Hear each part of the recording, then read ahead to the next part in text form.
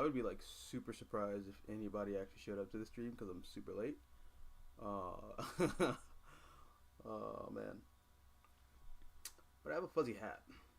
It's actually not a fuzzy hat. It's like a. It's not super like I wouldn't wear this in the wintertime, but it does look really cool. Um, I think I look pretty gangster. It's my personal bias though. If you saw me in the streets, hit you with them, blah blah. I always see people do this, but like, this is. I mean, like, I don't see how anyone would be like super intimidated by like a flat gun. Like, I don't know. But I mean, if it's night, you're like on the train, like in the street, McDonald's. No, it's more like a checkers thing, right? If you're gonna hold up like a corporate like fast food establishment, I would imagine Checkers is the place you hold up, right? Not Checkers, no, Five Guys. Five Guys is the place you'd hold up. Yeah, that menu is expensive, but people go there. It would yeah. I don't know. If I was about that life, I'd probably rob a Five Guys, instead of like McDonald's. That robbing McDonald's is just ghetto. Then again, robbing people is ghetto too. So,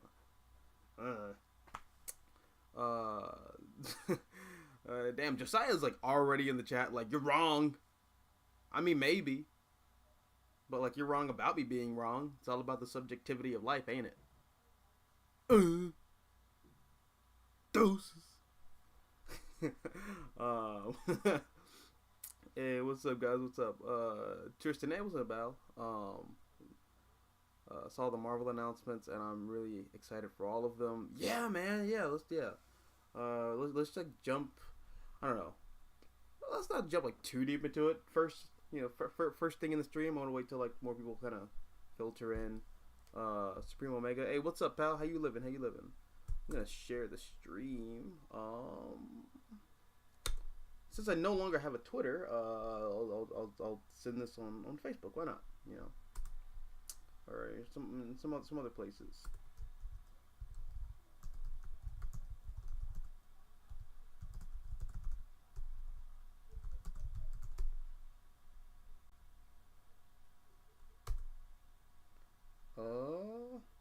Bet. I'm actually kind of glad I deactivated my Twitter account. Yeah, Twitter was just, that was.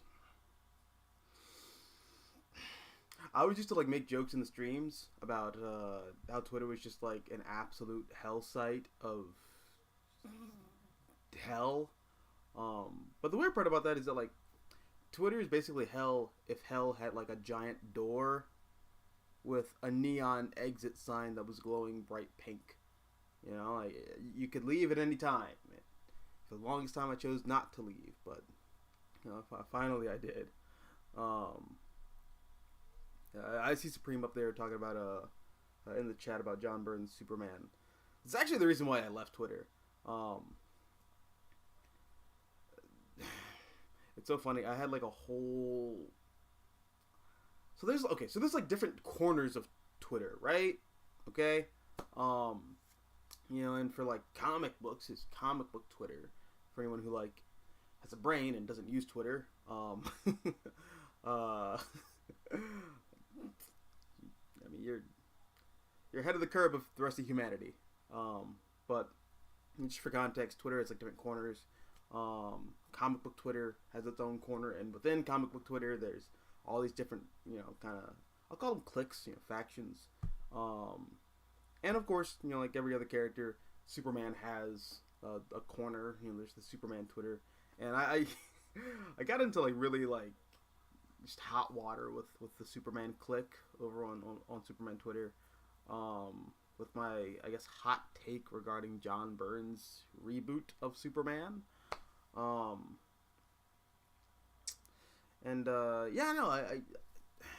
it's so funny. Because I was like, I think John Byrne, ironically, made Superman like a punk rock, like anti-establishment character, because John Byrne is like, I think popularly known to be a pretty conservative guy,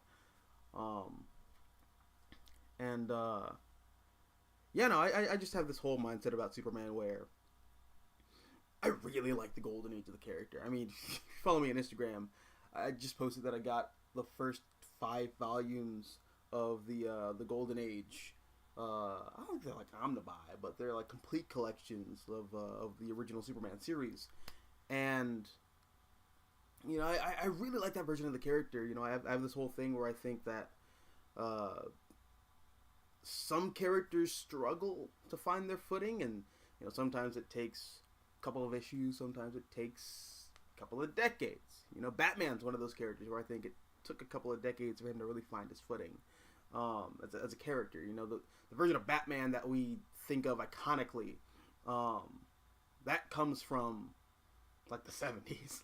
Because before then, like, people are just going like, oh, we did this with Batman, just throwing out ideas.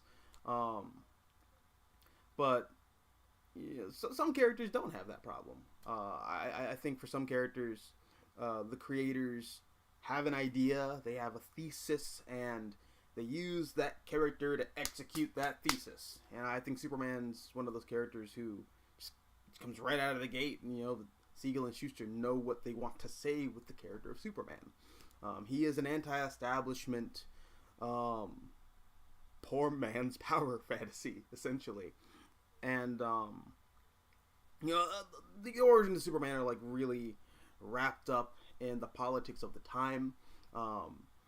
He comes out of the tail end of the Great Depression, and I mean, if you know anything about the Great Depression, a lot of Americans were pretty miserable. The rich were like up here, and the poor were like, I mean, I probably shouldn't do this on camera, but the people were super poor, and like Superman is kind of like a reaction to those times. He's a reaction to the economic elite taking advantage of a lot of New Deal era policies, and Superman just he put on a blue costume and he put on a red cape and he kicked down billionaires' doors and said, "Stop it," and he used his this is another thing I really like about Golden Age Superman. He used his journalism proactively.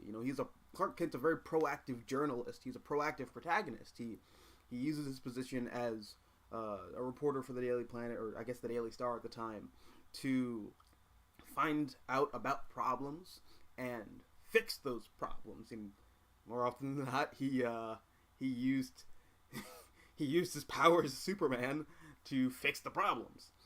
But then you get into the Silver Age, and this is when the character evolves because America, just as a country, evolves and changes. We're no longer in the Great Depression by the time we hit the end of the 1940s and into the early 1950s. We just won World War II. We kicked the Axis powers' ass. That generated like a major economic boom for our country. We also replaced Britain and the UK as the central economic superpower. Like, we become the empire, essentially. And in this new age of prosperity, if you will, Superman is no longer a relevant character. So the character of Superman has to evolve. What that means, though, is essentially losing the essence of the character from being this like rebellious, like through the establishment kind of character, to being this like this fuddy-duddy who just kind of like, hi, I'm Superman and I'm going to go to space and we're going to fight space aliens. Ooh. And even then, there's this kind of a tinge of American conservatism in that. Because why wouldn't there be? Naturally, we're at the top of our game. We're in this new age of wealth. We are the cream of the crop. We are the king of the hill. So Superman as a character just kind of matches that.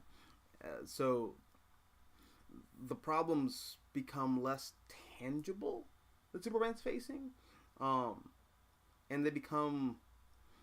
I don't want to say they're less of a reflection of what's happening in America. In fact, they're definitely a reflection of what's happening in America, just like I think all American comics are.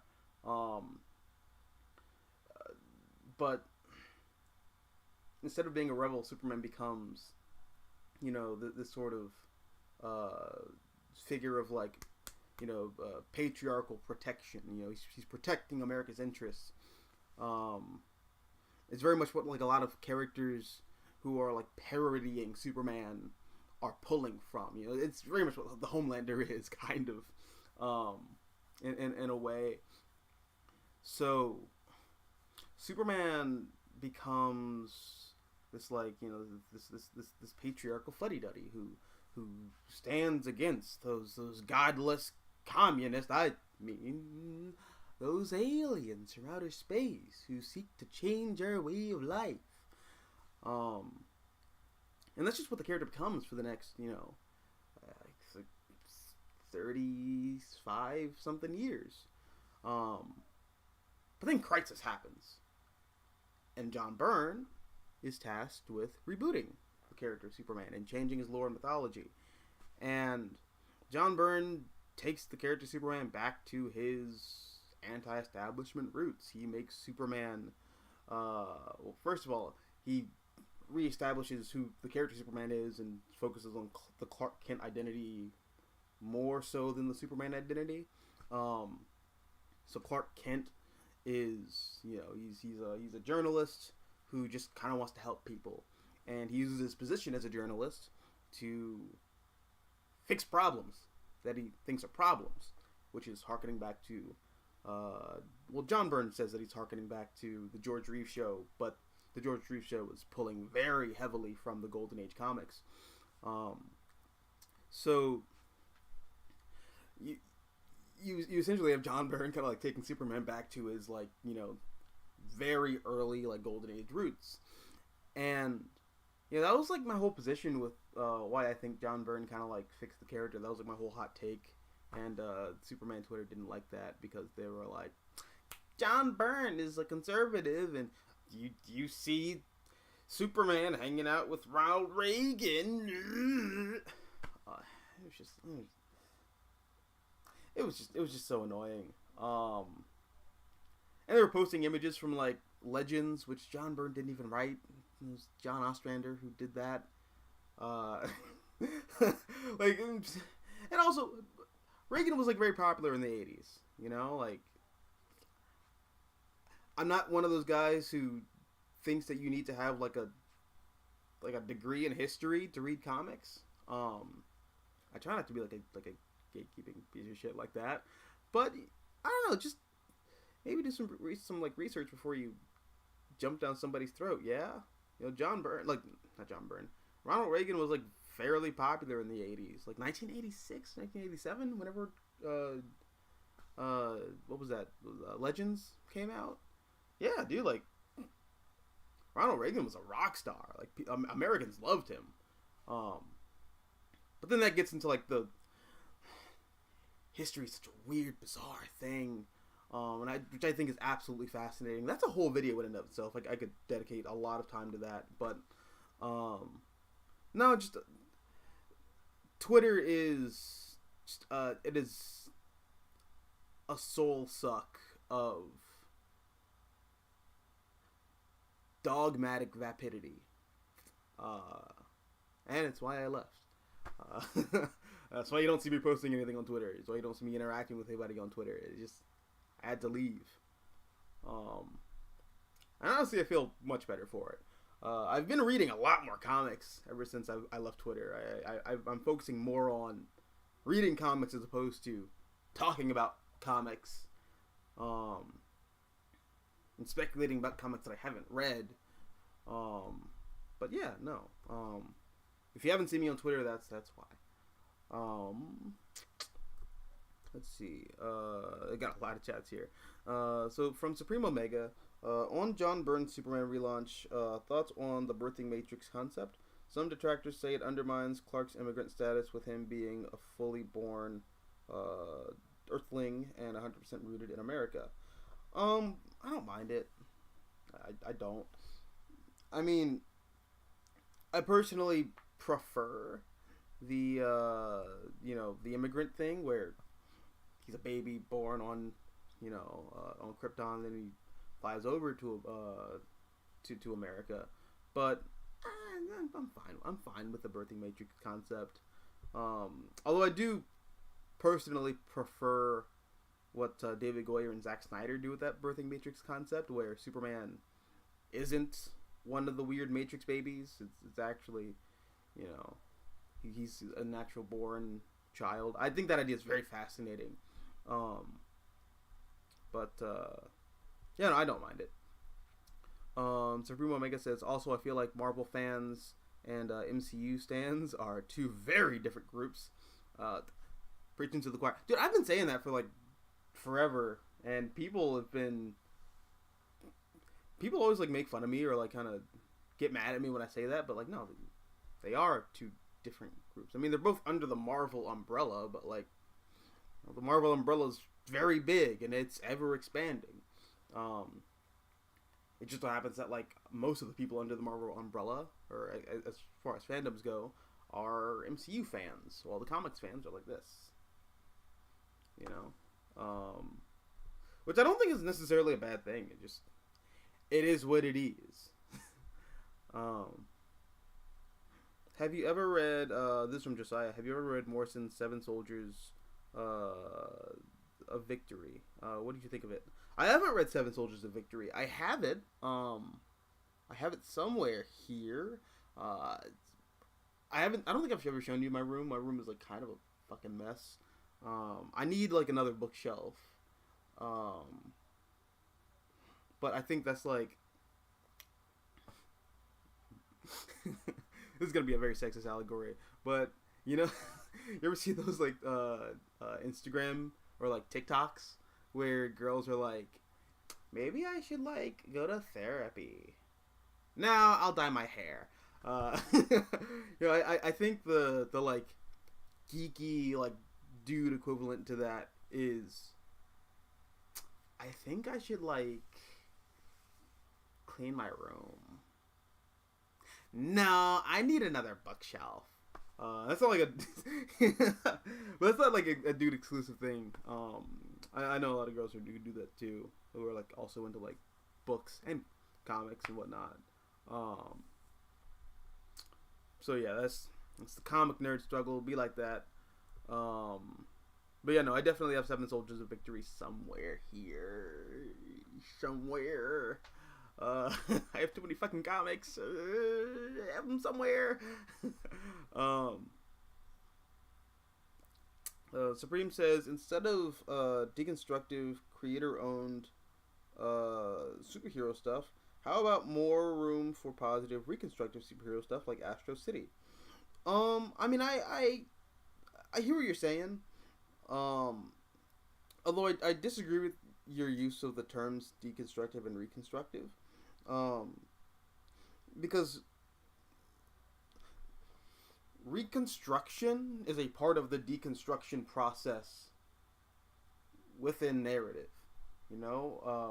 When you're deconstructing an idea or a character, you are pulling apart everything that people kind of know about that character. You're pulling away the iconography, and you're putting stuff back, but weird and different, to see if the character remains the same, after you put everything back, but in a different order. If you put everything back, but not put everything back, that's what deconstruction is. And Astro City is also pretty deconstructionist based off, at least based off some of the stuff that I've read. Astro City is pretty deconstructionist. But I mean, if you're asking like if you think it would be better if we had a lot more like optimistic, stories, stories that were more about like uplifting characters, or I guess like uplifting the audience through uplifting characters.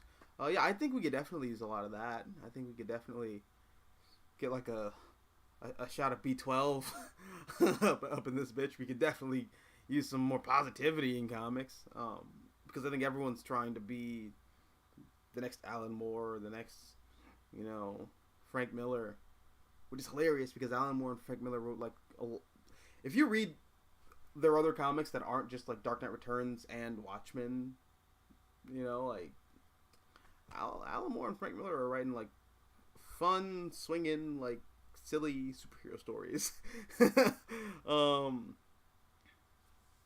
Not everything they did was Dark Knight Returns and Watchmen. Supreme says, is it really fair to blame the Silver Age for Superman's more authoritative status? Didn't happen with World War II, where he was used as war propaganda. Well, I mean, a lot of those characters were used. A lot of comic book characters were used as World War II propaganda. But the historical context is very different. America was not America as we know it today back in 1941. We weren't the economic superpower that we are today, quite frankly. And going off to like wars like World War II, and World War One for that matter. We were kind of still looking at ourselves as the scrappy underdog.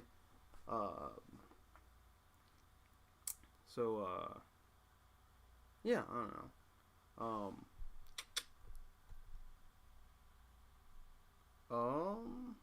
Hey Tevye, what's up, pal?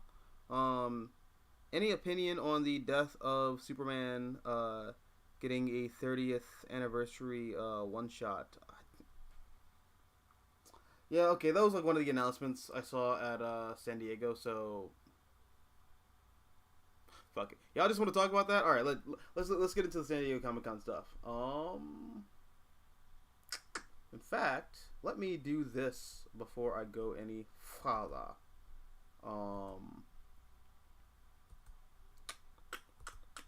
Bear with me for just a second.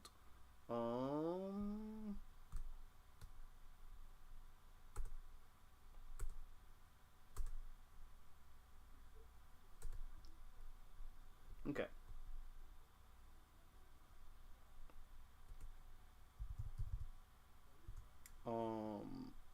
Fuck. What was the? I'm gonna try to do the. Am I still streaming? I am still streaming. Cool. Okay.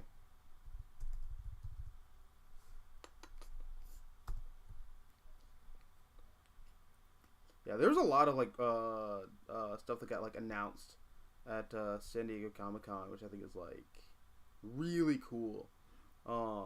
Comics, movies, games, like there's a lot of really cool. I mean, it's in my intro, comics, movies, TV, film, gaming.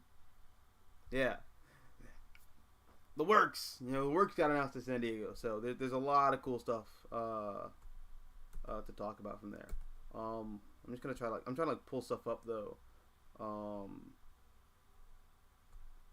There's like I guess we'll talk about like all the Marvel stuff first of all, just because like I don't know. I mean, I do know. It's the stuff that like people care about. Even though I like a lot of the DC stuff that got released too. Okay, I want to like share my screen with you guys though.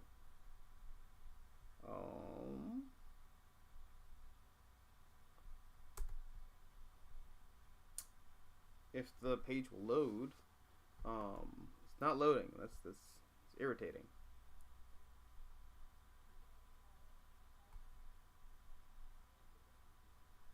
Okay. All right, OBS. Let's do the thing. All right, I will catch y'all.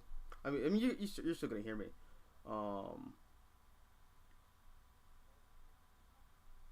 Boop, boop.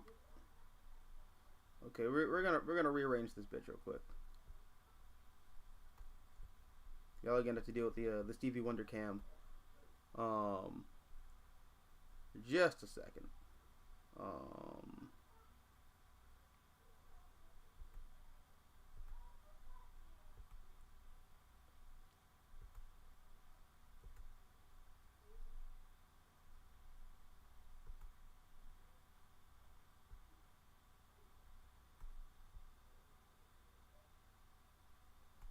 Okay. Oh shit. This is like my first time like doing all this like in OBS. Like,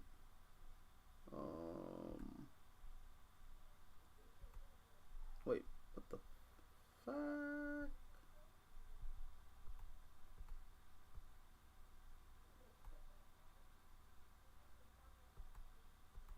Ugh, it's annoying. Okay. How about I do... Oh! Duh, jackass. There we go! I'm smirt. I'm SMRT. Okay. Boom,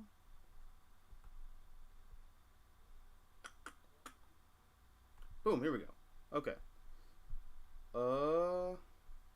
So. Hey, what's up, Adam? How you living, buddy?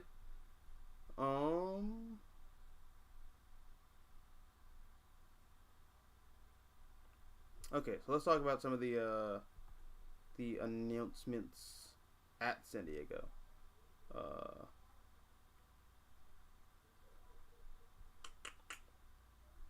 There's like all the Hall H stuff. We can like run through all the movie stuff too, and like the TV show stuff. There's a lot of it that got announced. Let's see. There's 1, 2, 3, 4, 5, 6, 7, 8, 9, 10, 11, 12, 13, 14, 15 new things that got announced. Jesus Christ. Honestly, like, some of the stuff looks pretty cool, and some of the stuff looks like bottom of the barrel scrapey, if we're gonna be completely honest.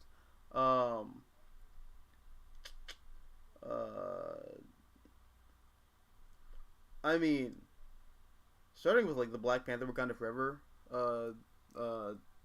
movie and trailer, that's like the big thing for me. You know, that's the thing that got me like really excited. Okay, so I have a whole thing where I love the Black Panther movie. I really like Chadwick Boseman as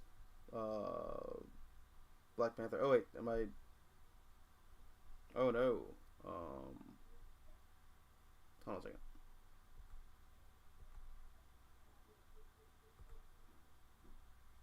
Okay, it doesn't change. Sweet. All right. I thought I messed up for a second. But yeah, no, I really liked the Black Panther movie. And I really like Chadwick Boseman's Black Panther. But it was one of those things where I guess I could like move my things. Y'all can like properly. There we go.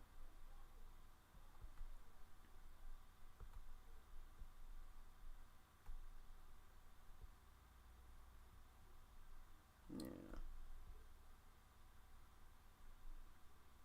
Okay.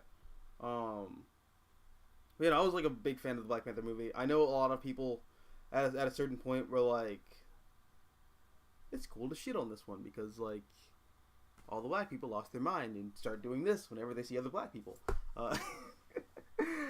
Which yeah, I definitely kind of I understood that that take.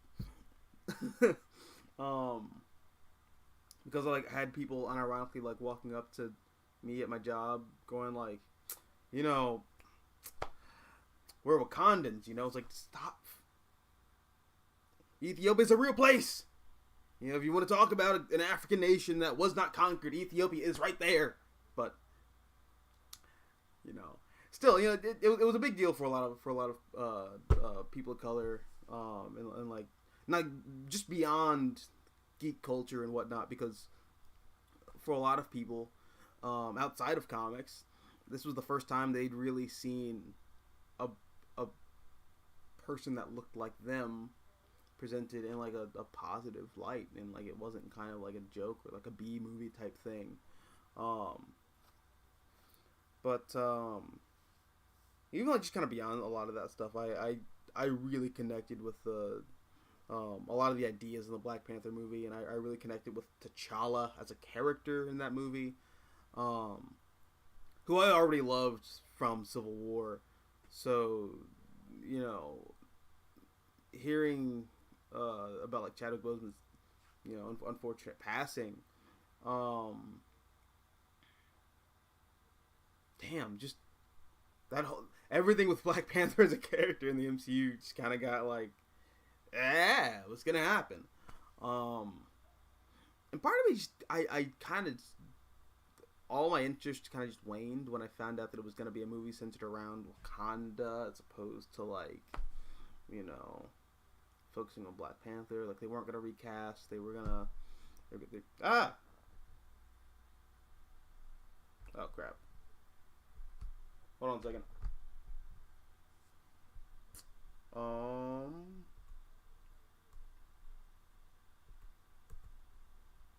I like smacked my I smacked my thingy. I probably shouldn't say that when like you can't see me. Smacking your thingy is not a thing you should say you do on the internet. But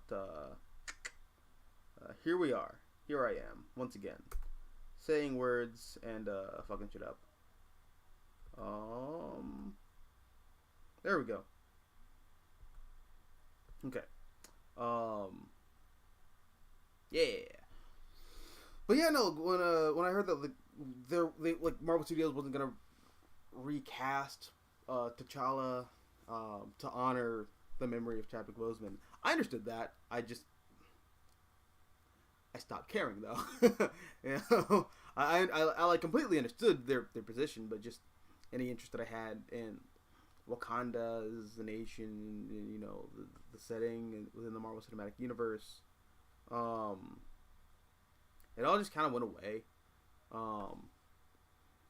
But I don't know, this trailer really turned me around on it. You know, I'm really interested to see Namor and how he interacts with, you know, the rest of the Wakandans. Namor's one of my favorite like Marvel characters. Well, not one of my favorite Marvel characters. I have other Marvel characters that I really like, but Namor's one of those characters who, whenever he shows up in something, I just have a smile on my face. I love Namor. He's like such an asshole. A lot of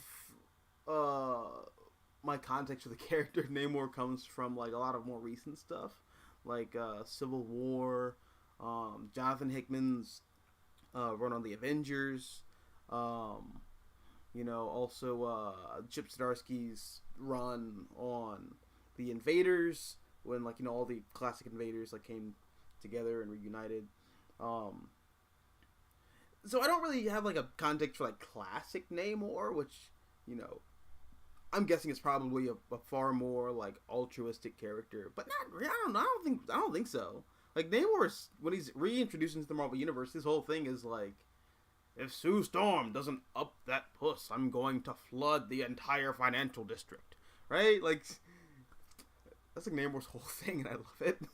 He's just an asshole who's willing to flood everything if he doesn't get what he wants. So I hope we see that energy in the MCU. Part of me is a little worried they might try to go out of the way to make Namor likable, which I hope they don't. If you want to see a likable King of the Sea, just watch Aquaman. Like, Namor is just a straight up asshole. one of my favorite Namor like moments in recent history, because I'm going back and reading Hickman's Avengers because I have it like over there and I'm too lazy to get up and reach it myself. Is when the Illuminati travel to that like fake Justice League universe, and this is during the incursions. So Black Panther is tasked with blowing up this universe to save the 616, and he can't do it. But like the Illuminati are still trying to like figure out like, oh well, what are some alternatives, as opposed to mass genocide on a cosmic scale. And I forget the name of their Superman character, but he's like, we have hope. And Namor just kind of like, he's just leaning on his little trident, and he's like, well, I hope you have a better solution, because if not, we're gonna blow your shit sky high. I love Namor. He's great. He's one of my favorite. I'll call him an antagonist. I don't think he's not quite a hero. But he's not really a villain either.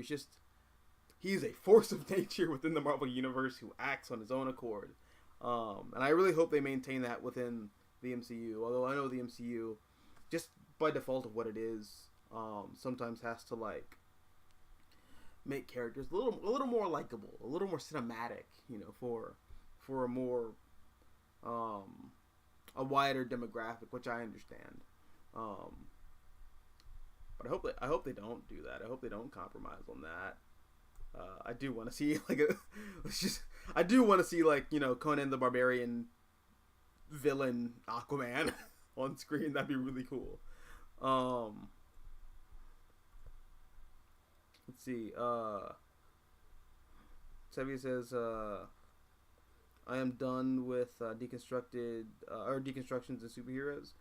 Yeah, I feel you on that. Any opinion on the upcoming DC animated movies of 2023? Ooh, I'll get to those. Yeah.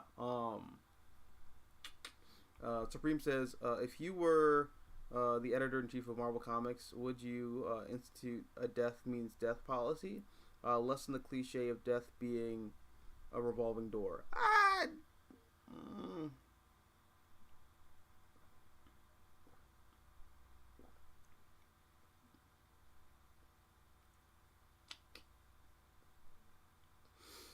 It depends. It really depends. Because they're sometimes death means sometimes characters dying and like staying dead is like the best. Fuck. I hope I didn't. Okay. Don't forget. Boom. Okay. I just spilled tea on my laptop. I'm not gonna freak out. I'm just gonna do this, and hopefully everything works out. Fuck! This is why you don't have liquid in your hands around technology. It wasn't a lot, but still. Shit. Okay. Fuck, I feel like such a jackass. It's way worse than I'm wearing this like silly ass hat. Cause it is the jackass hat. Fuck, dude. Okay. I think I'm fine now. I think I should be fine.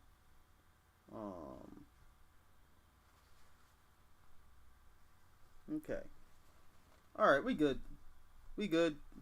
Yeah. Okay. If my shit blows up in my face, though, I'll be a little upset, but, I mean, it is what it is. But yeah, to your question, though, about death being, or death meaning death, I think it should be a case-by-case basis kind of thing. If I'm editor of Marvel Comics, I would have to hear the pitch behind the creative team, or I'd have to hear the creative team's pitch behind why they want to kill a character and how they're going to go about, building a story around that character's death, and what death would mean for that character. Because in certain cases, like Superman or even like Johnny Storm, or like the whole thing, like the Dark Crisis event, those characters are advertised as dying, but it's not really about their death. You feel me? Like they're supposed to come back, and that's the point of the story.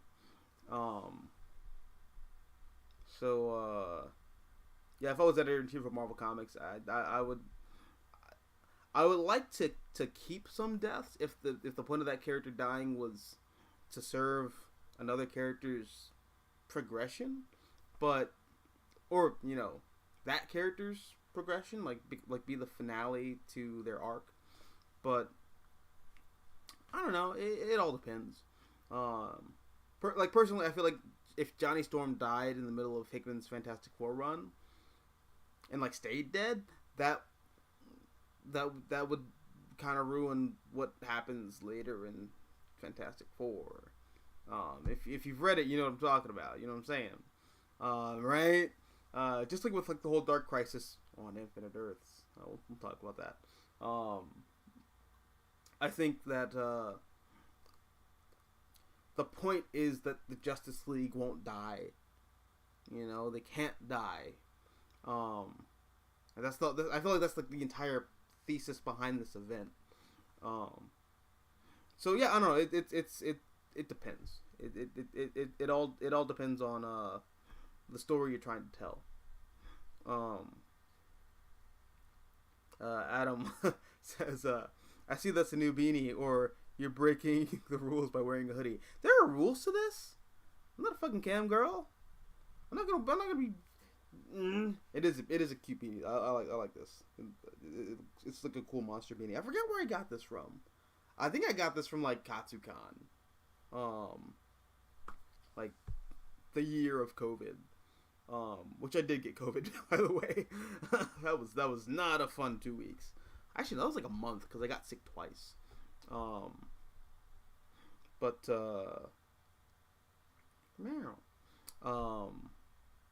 Adam says, fun fact, I've been a fan of you since your OG comment you apparently made 9 years ago on Tricon regarding Vash's scars and eyes wandering lower. Really? Oh my god. You remember that? Weird.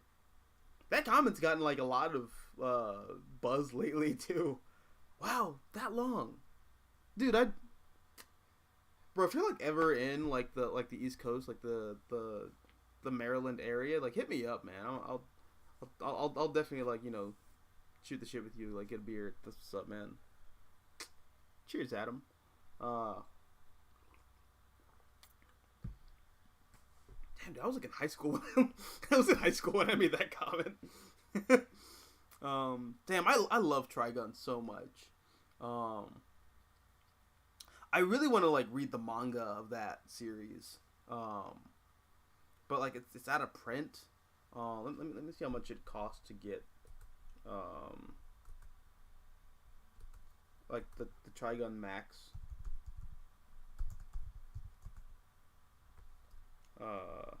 Series.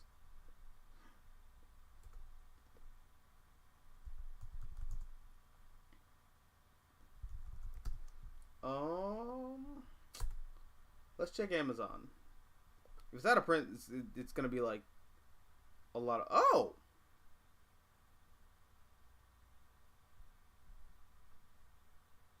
that's like $20.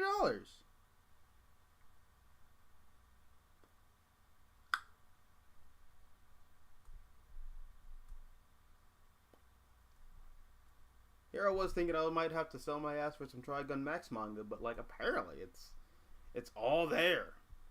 Shit, man. Well,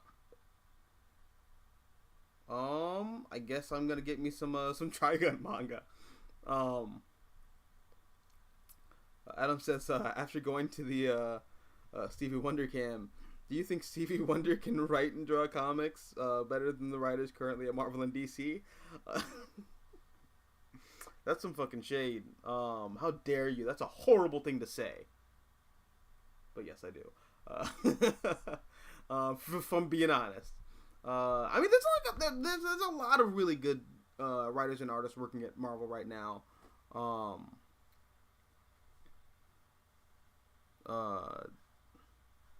As you'll see in my drug bag of comics that I picked up earlier today, but yeah, there is kind of there's a drought of great stuff, but I think that's only the case because there's so much coming out right now. I think the only reason we kind of think of comics being in this like low down dark place is because there's significantly much more content coming out now than there was, say, like 25 years ago or even 10 years ago. Well, not 10 years ago. Like I think 10 years ago is when the problem of, you know, oversaturation began. But like, you know, if you look at like the new releases list in like 2007, it's completely different than like a new releases list in 2022.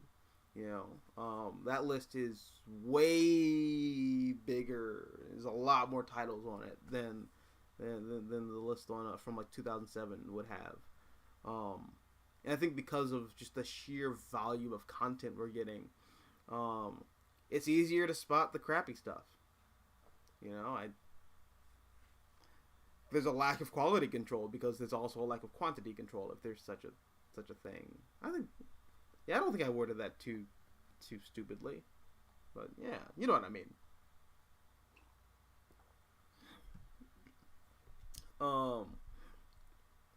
Agatha Harkness, or Agatha the Harkness, getting a show. Granny Goodness in the Top will get a show by this logic. Yeah, I don't know. Let me go back to the list. Yeah, I mean, there's a lot of stuff on here. Like I said, it feels like they're scraping the bottom of the barrel. I think the only reason she's getting a show is because, you know, people really responded well to the "It was Agatha all along." I think people really like that. Which, I mean, it's catchy, it's cool, you know. I don't know why people want a whole ass show, but like, say what you will about Kevin Feige, he listens to fans.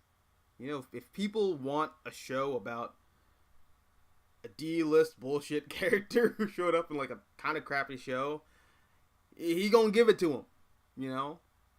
Which is just significantly better than anything that DC's been doing lately. Just saying. Yeah, let's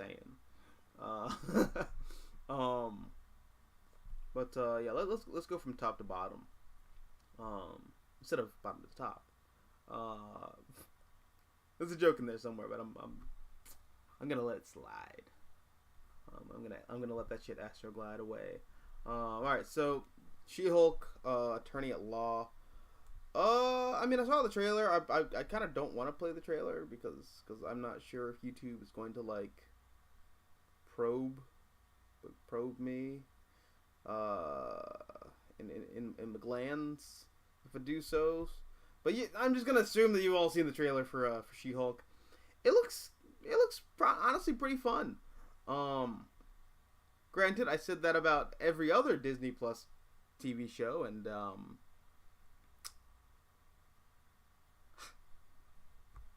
well, that's why I don't review a lot of the Disney Plus Marvel content or a lot of the TV shows in general. Because if you ain't got something positive to say, just don't say it at all. But yeah, I don't know. It looks cool. I hope it's really good. And you know, at the worst that could happen is the show comes out and it's like awful, and you know, it just makes me want to go back and read old John Byrne She-Hulk comics, Which those comics are really fun. I think the Epic Collection just came out. I kind of want to get it, but it's a lot of money because Marvel charges out of the ass for trades, which isn't really anything new. Like, that's been the case ever since I was a little kid. It's the reason why I actually have a lot more DC comics on my bookshelf than Marvel comics, despite growing up and identifying as a Marvel fan. She-Hulk could potentially be pretty good. Secret Invasion, no, I'm good.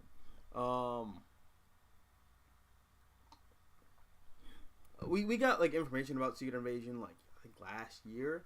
That whole show is basically gonna be like a super spy espionage kind of thing about the Skrulls, and not like actually the thing that makes Secret Invasion a fun, cool story. So, it's not for me.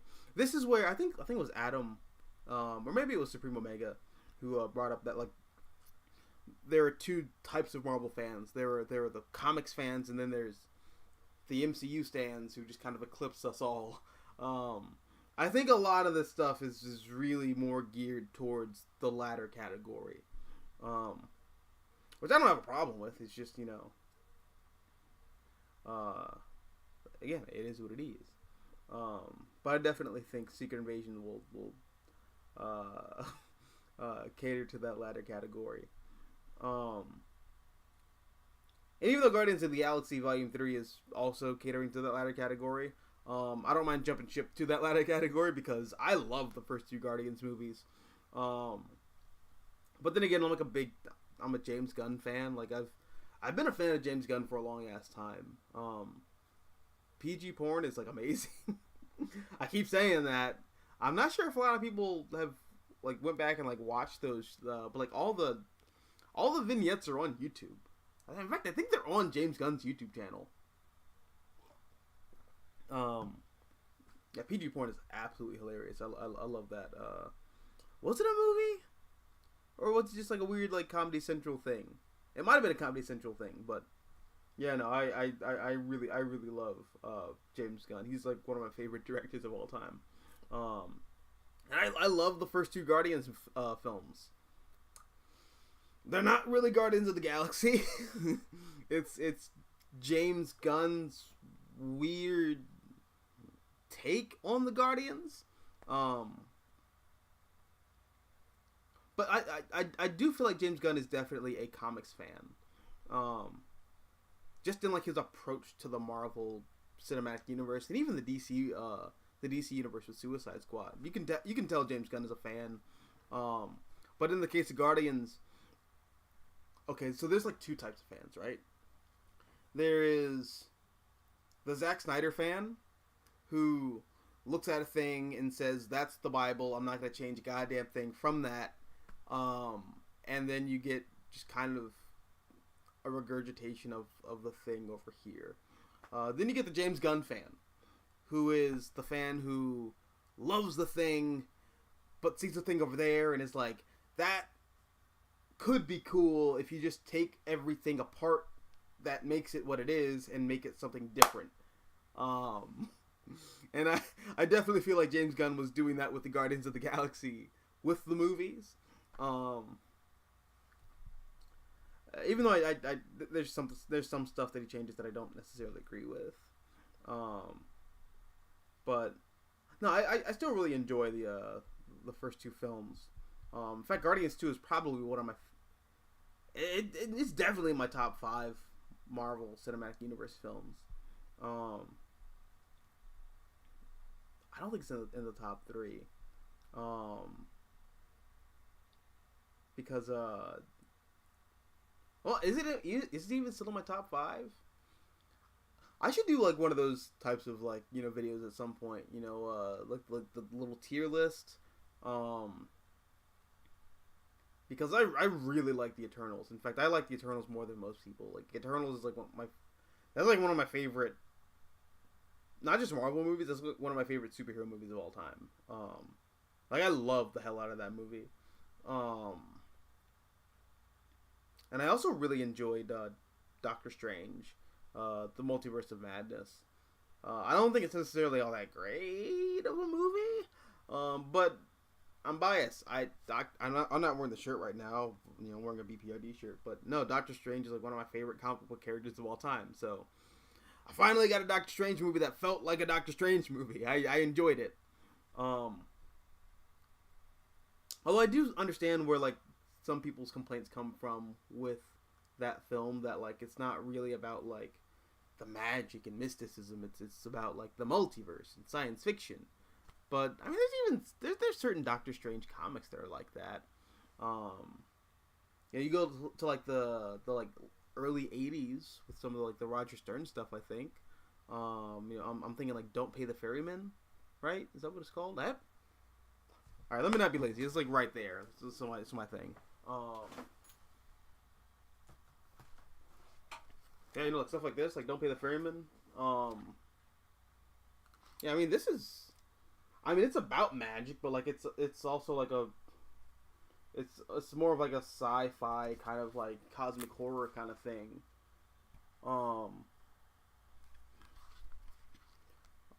So yeah, no, like that's kind of what the Multiverse of Madness film was like pulling from, like aesthetically and kind of like visually, and even like weird stuff like this.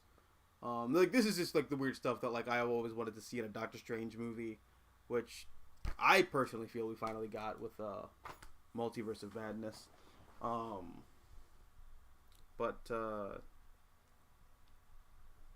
Yeah, no, it's weird. It's funny because like I had a whole thing where just there was a couple years where I'm bummed out on Marvel movies, but Eternals and Doctor Strange, Mom. I'm just gonna call it Mom from now on. Mommy Dommy Strange. That's it feels weird and gross to say out loud. So I'm gonna keep saying it. So like Eternals and Mommy Dommy Strange are like, the two movies that really like revitalized my interest in the MCU. But then the Disney Plus shows exist, and like those are not good. I don't feel.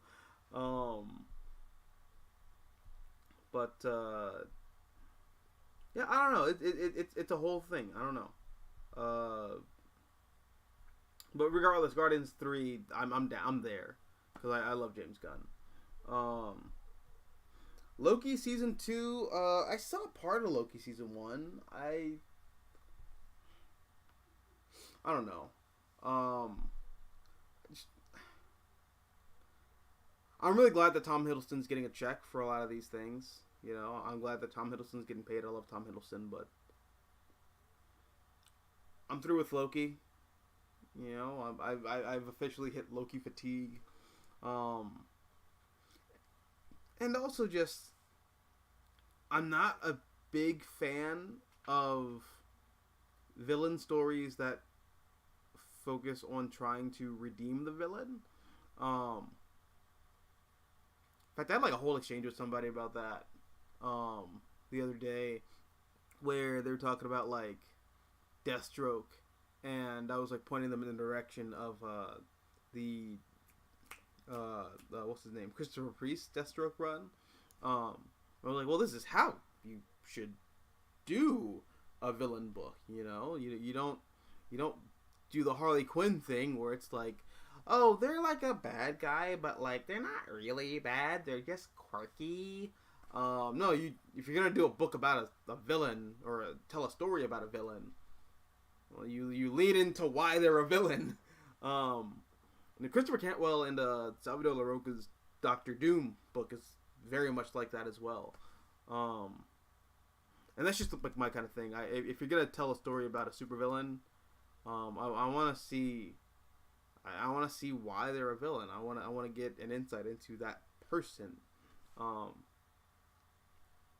because villains are fascinating, and I don't think they're just fascinating within the context of the hero. I think they're fascinating just on their own.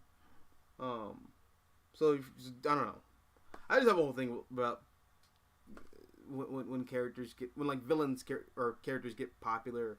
Marvel and DC try to like oh, this character's popular, we got to make them a hero now, or an anti-hero. We got to make them likable.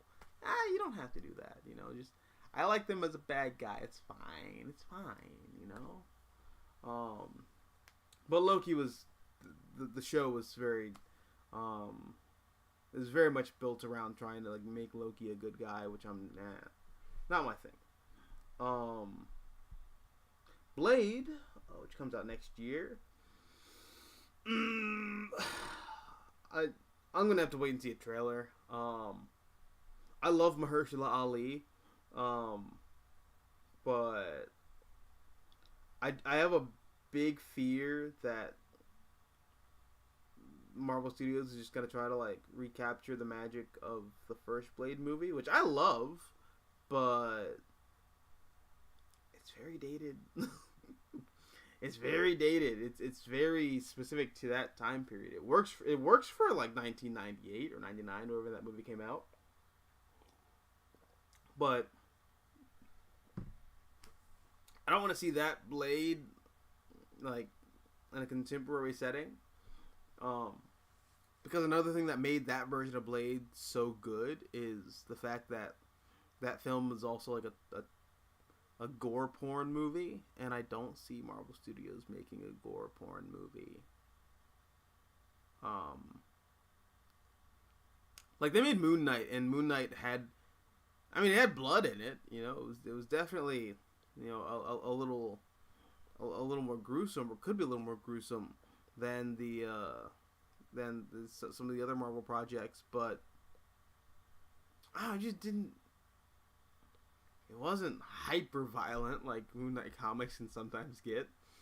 So no, I just kind of worry about Blade, because if you're gonna do a Blade thing, I want to see Blade be Blade. Let me go back to some of the chats though. W says, personally, I think the Black Panther sequel is going to be interesting. Me too. I'm really excited to see what they do with the Black Panther sequel. Like I said, I'm excited to see Namor. I like a lot of the Aztec stuff they built around Namor. And I think it's interesting that they're not using Atlantis. Granted, they're probably not using Atlantis because Aquaman came out a couple years ago and it made $1 billion. And now Aquaman's like a household name that is not perceived as like a joke anymore. So Marvel Studios clearly doesn't want to combat that. But I think you could do something really interesting with the whole Aztec idea, and build off of something that shows up in Jonathan Hickman's run on the Fantastic Four, where Reed and Sue do meet this like lost tribe of evolved fish people, and they're I can't remember the name of the city, but they call themselves the blah blah blah of Atlantis, and Reed's like, Atlantis sank years ago, and they're like, no, like Atlantis isn't a city. Atlantis is just what fish people call the ocean. What you call the ocean, we call Atlantis. I think that idea is really fascinating, and I hope that's the direction the Wakanda Forever movie goes in, with Namor and the lore behind Atlantis. I think that would be really interesting. And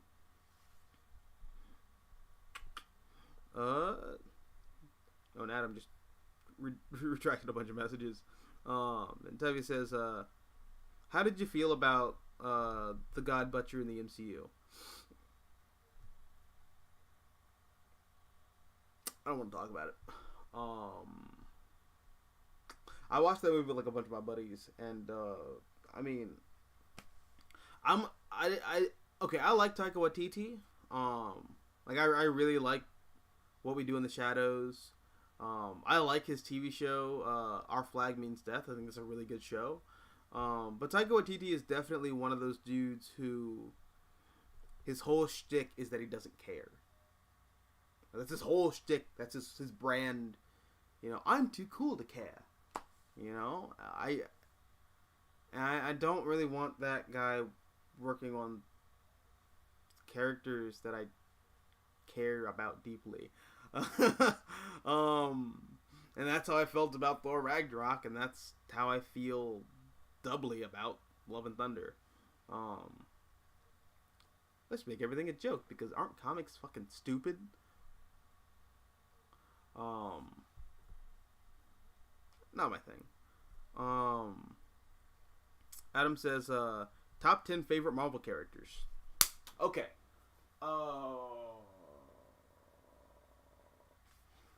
Spider-Man, Peter Parker, Tony Stark,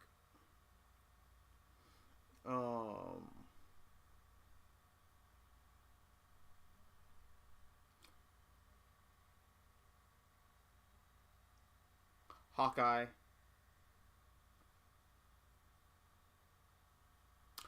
Daredevil. Is it okay if I count the Fantastic Four as like a singular entity? Because like, I kind of do count them as like a singular entity.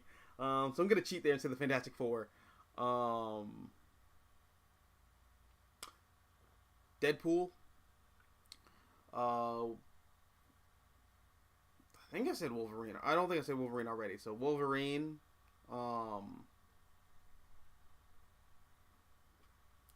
Scott Summers. Emma Frost. Who should be number 10? Who should be number 10? Number 10. Number 10. Number 10.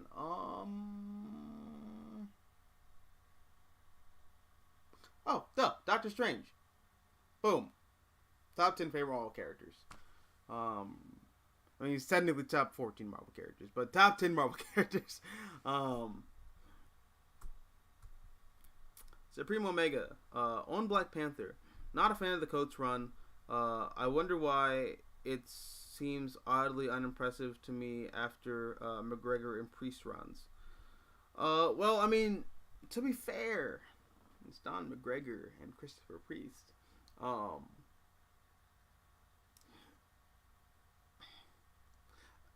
And also, I mean, okay, Ta-Nehisi Coates is like a prose writer. Like, his whole thing is prose. And he comes to comics later in the game, and the first thing he does is Black Panther. So immediately, I don't think it's fair to compare like two of the greatest runs on the character to the run on the character by some dude who's like just breaking into comics. That said, I do think I do think that Ta-Nehisi Coates should definitely get some major props in a lot of the world building for Wakanda. You know, a lot of what we today think of as like staples for the nation of Wakanda and whatnot comes from Ta-Nehisi Coates. Ta-Nehisi Coates' run, which is actually part of the reason why I checked out of the run very early on, is that it was very concerned with world building. Because before Coates, I mean, you go to Wakanda every once in a while. Like, in fact, I think you go to Wakanda in Jack Kirby's run on the Fantastic Four. But like, I mean, the whole thing with it is that it's a technologically advanced African city. It's the most advanced nation in the world, and it's in Africa. That's all you need to know, and that's all that's really done with Wakanda. We don't actually get into the nitty gritty about like the nation's politics. Well, I mean, Christopher Priest does that a little bit, but like we don't actually, you know, get into the world of Wakanda, if you will, until Ta-Nehisi Coates comes around. So I appreciate Coates' run for a lot of the world building, but yeah, no, of course Don McGregor and Christopher Priest runs are like leagues above it. Yeah, it's Don McGregor and Christopher Priest. Like, come on, bro.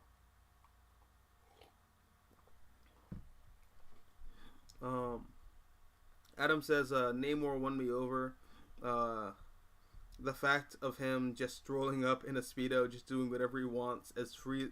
I feel like I have a fucking stroke reading that. My bad.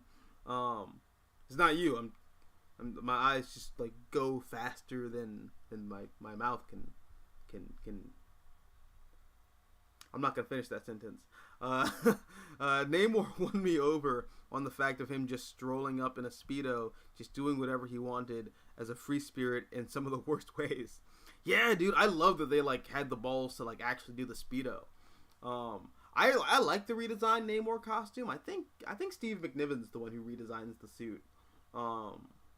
Because I think the redesign shows up in Civil War, if I'm not mistaken. But no, I love that they just put him in the classic, like, Namor outfit. I think it looks really cool.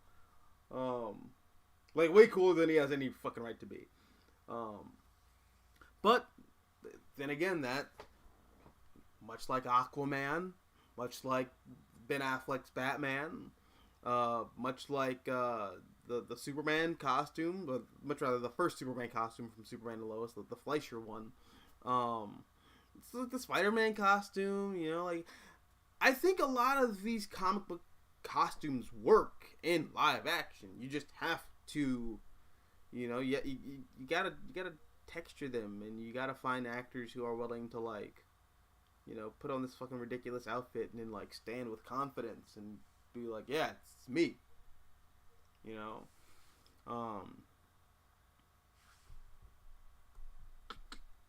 But yeah, no, I'm really excited for Namor. I really hope they don't Marvelify, you know, Namor. I hope they don't try to make him more charming or, you know, more likable. I want Namor to just be an asshole, you know. And I really hope the conflict between Wakanda and I mean, it's not Atlantis. Ryan Coogler said that they have him come from like a different like they give him like a city, but it's not called Atlantis. It's given like a traditional Mayan name, which I think is really interesting and really cool. But I hope they just have the whole conflict between Namor and Wakanda just be something trivial, like Namor sees Shuri on like Instagram and he's like, that booty popping, let me hit. And she's like, no, get away from me, you're like 100 years old, it's fucking gross. And he's like, alright, well, I'm gonna flood your city because I don't like you. That'd be like the most Namor thing to do. I would love it. I'd be here for it. I'm not sure how the general audience would react to that, but I'd be here for it because that's what Namor would do. God, I love Namor so much. I'm really excited for that comic that Christopher Cantwell is doing. I don't know who the artist is. I think it got announced at San Diego, so I can look at it on the list. But yeah, no, I love Namor. He's such an asshole. He's great. Terry says, I'm tired of pointless gimmicks in comics. I mean, that's corporate comics, though. You know, it is what it is. Yeah, let's see the rest of this list. Echo, don't care. Ironheart, I also don't care. Agatha, don't care. Captain America, New World Order, could be interesting. You know, I like Sam Wilson as Captain America. That could be interesting. I didn't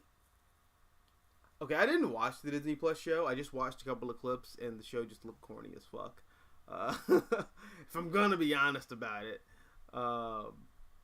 But yeah, no, I like the way Anthony Mackie looks in the suit. Again, that's another costume right off the page. It looks really good. But I just wish the show was not cringy as hell. And also just like not tone deaf as hell. Like, I don't know. Having having like Sam Wilson in a Captain America costume, just like talking to a bunch of corrupt politicians who are like more interested in their bottom dollar than like actual human lives.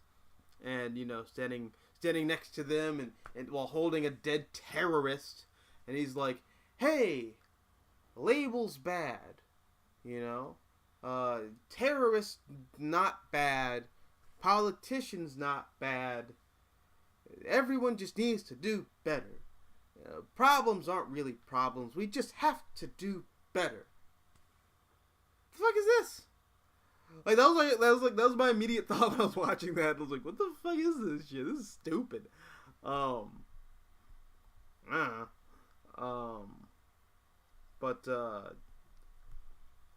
Yeah, no, I hope the movie is not stupid. Because I really like Sam Wilson as Captain America. And I'm really liking that comic currently. Which surprised me because I didn't know who that creative team was at all. But yeah, no, it'd be really cool to see Anthony Mackie get some like actual like not cringy material to work with in his Captain America movie. But we also got the announcement of Daredevil Born Again, which is coming to Disney Plus. I want to be more excited about that. But I'm a little scared. I just wasn't. I haven't liked any of the Disney Plus TV shows so far. They just haven't been my thing. And I don't know, that title is weird. Born Again. I'm sure it doesn't have anything to do with the comic because season 3 was kind of like their version of Born Again. I'm sure the title is just like, it's a lot like Spider-Man Homecoming, where it has a meta meaning. It's about, Spider-Man's in the MCU. He's coming home to Marvel. Daredevil's born again because he's getting the TV show's coming back. He's born again. I think that's what they're doing with the title. I'm seeing a lot of people kind of confused, season 3 was born again. No, I think it's really just the title. That's all it is. But it would be really cool to see Charlie Cox and Vincent D'Onofrio come back. And also in the She-Hulk trailer, at the end of it you see Daredevil kind of in a yellow costume. In fact, fuck, I'll play it. But no. No. I'll be a bitch and not play it. Let's see. 1 second.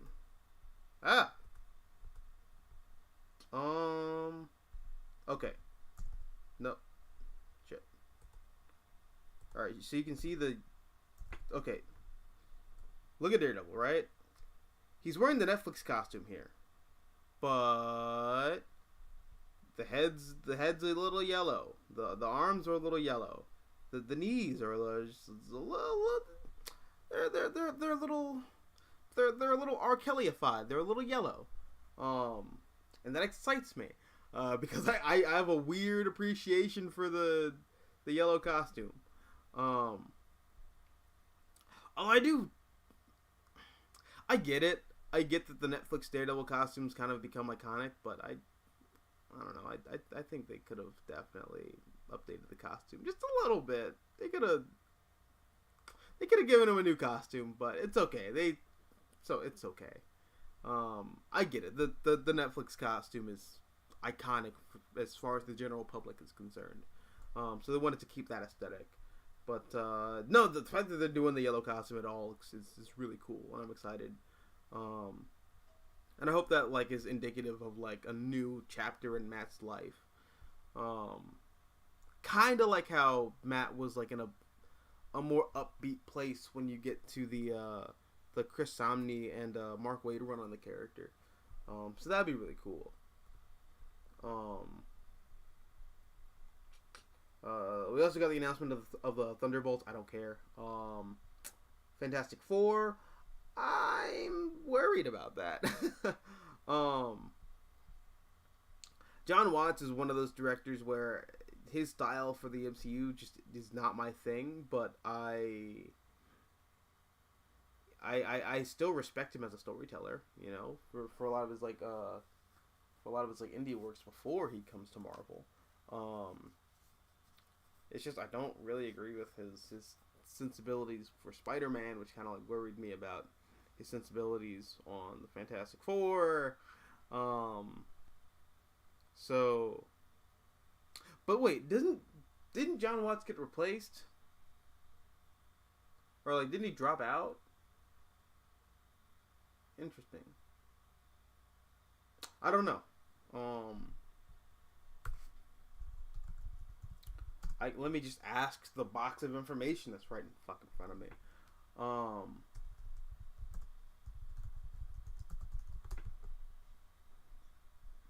Okay, so this is like from a couple of months ago. John Watts exit the Fantastic Four. Okay. Well, I don't know who's directing it, but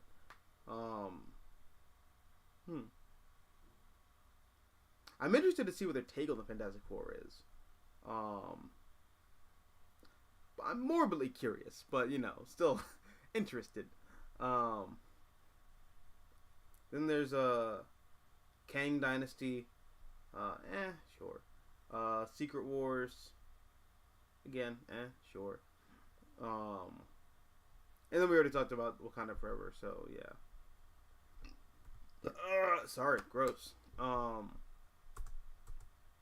yeah, that's all the it's like a lot of the MCU like movie and TV show news. Again, it's kind of a mixed bag of stuff. Some stuff looks really cool. Some stuff just looks like they're scraping the bottom of the barrel, trying to just squeeze every last drop of interest out of this damp paper towel. But yeah, let's see. Toby says, "Do you believe that Phase 4 was a waste of time?"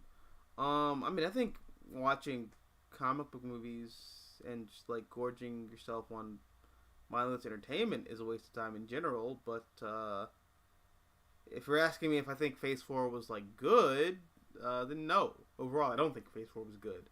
I like okay. Phase 4.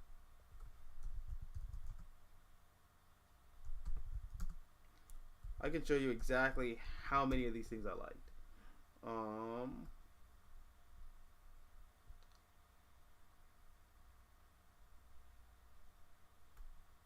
Okay, let's see. Black Widow, didn't like that one. Shang-Chi, decent movie, but not a Shang-Chi movie, so I don't care. Eternals, absolutely loved. Spider-Man No Way Home, not my thing. Doctor, hey, you fucking stop that shit right now. Get away from me, stupid ads. Be gone, thought. Be gone. Yeah, No Way Home, it wasn't my thing. Multiverse of Madness, I had a lot of fun with that. Thor: Love and Thunder, nope. Nope. In fact, yeah, nope. And Wakanda Forever is gonna like be the one that like rounds everything out. Yeah, I'm very interested in seeing what that movie looks like now. I'm interested in seeing the roles of like Shuri and Okoye and like how they kind of like react to the death of the king. And just none of these. I haven't seen this one yet. I'm nervous. I'm probably not gonna watch it. Like I'm like too personally invested in Miss Marvel as a character to watch this show. If that makes any sense, you know. I'm like deathly scared that they'd fuck it up, or that they did fuck it up. So I'm just not gonna watch it.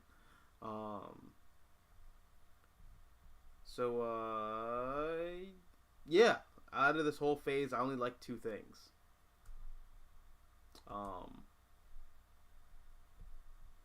So I don't know.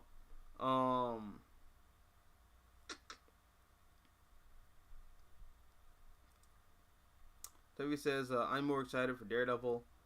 Yeah, man, I am too. I'm cautiously optimistic. Personally, I think the original Secret Invasion comic was a train wreck. I mean, it was, but like, I definitely think there's really interesting elements that you can like pull from. And at the very least, there's like a lot of really cool visuals in that comic. Like all the classic heroes, or like all the heroes, which are either facing off against their 1970s styled counterparts. That's really interesting, right? I don't know. I think it's really cool. Or at least it blew my mind when I was a kid. Supreme says, I feel the other reason why some people didn't like Multiverse of Madness is the continuing villainization of Wanda. All of this started in the comics with Disassembled and House of M. I mean, kind of. I mean, it also starts before that, right? With some of the West Coast Avengers stuff, where Wanda goes crazy because that's okay. Has anyone ever noticed this? You know, with superhero comics, Marvel and DC, but like Marvel in particular, whenever a female character becomes mad powerful, like, you know, I'm talking like reality warping, you know, levels of powerful. Notice how they always go crazy? You know? And after they go crazy, they have to go on this whole, like, this arc to redeem themselves. One of my buddies, who's also really into, like, mythology, because I'm really into mythology. That was originally, like, my major in college, before I changed it to philosophy. He made the comparison that like a lot of these female characters are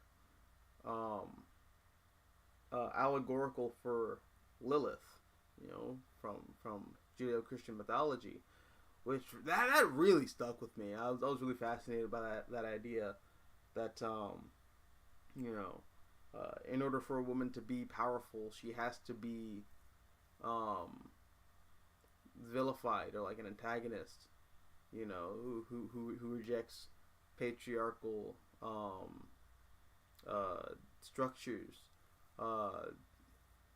and is somewhat like beyond good and evil. She's kind of like acting on her own accord, and she becomes chaos. You know, we're gonna quote Jordan Peterson. You know, she's the chaos. I think that's very fascinating, because you see that with Wanda, you see that with Jean Grey. You know, I'm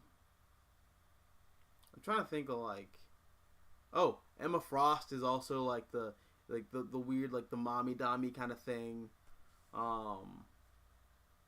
Very interesting. Like, you know, powerful women in comics have to be crazy people. Elektra is also fucking crazy.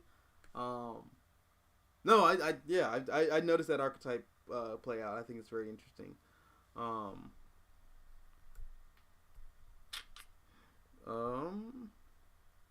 Scarlet Witch started off as a villain in the original X-Men comics. That is true.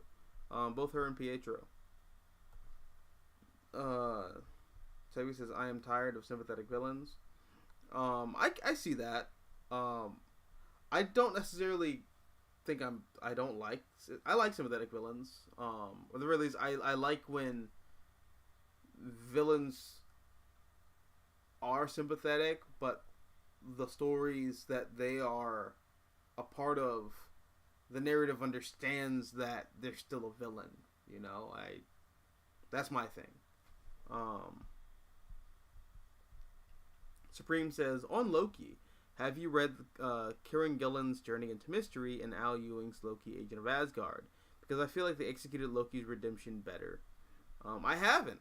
I could check those out though if you are saying they're good. I'm never gonna turn down good comics. Tevye says, the Batman who laughs was a villain from the very beginning. Yeah, that's true. I'm not sure if I brought up the Batman who laughs, but you know, if I did, yeah, it's a villain. Tevye says Blade should be rated R. It should be in an ideal world. It should be, but we live in this world. Every day I wake up. Damn. Like, as soon as I started singing, my lights were like, no, fuck this, we're out. Oh, man, terrible. Supreme says, on the non-superhero parts of comics history, I feel like there should also be a focus on genre comics that was popular in between the Golden and Silver Age, like horror comics, romance comics, and war comics, etc., etc. Yeah, I agree. I also think a lot of that stuff should just be more readily available. I know for a fact some of the EC horror comics have been reprinted. I'm not sure if you guys like know what the like EC like Entertainment Comics was, but that was I'm sure you guys know who like Frederick Wortham is, right? He's the dude who like wrote Seduction of the Innocent, where I mean his basic thesis was, God damn it, I did it again. Okay. I froze myself on like the worst possible way too. God damn it.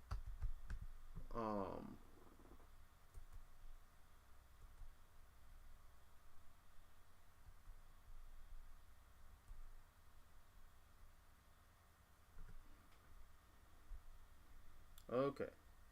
I can fix this. Like Bob the Builder, I can fix this. There we go, I fixed it. It's like taping your foreskin back on. Easier than you think. Alright. Fuck, what was I talking about? Oh, right. So Entertainment Comics. So Entertainment Comics is the company that Frederick Wortham. Okay, so Frederick Wortham, right? He's the guy who wrote Seduction of the Innocent. His whole thesis was essentially comics are going to turn you into a racist gay communist, essentially. You know, his position on that was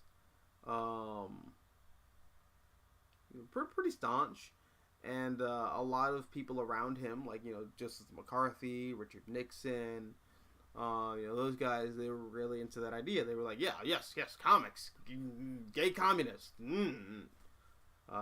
that's bad, you know.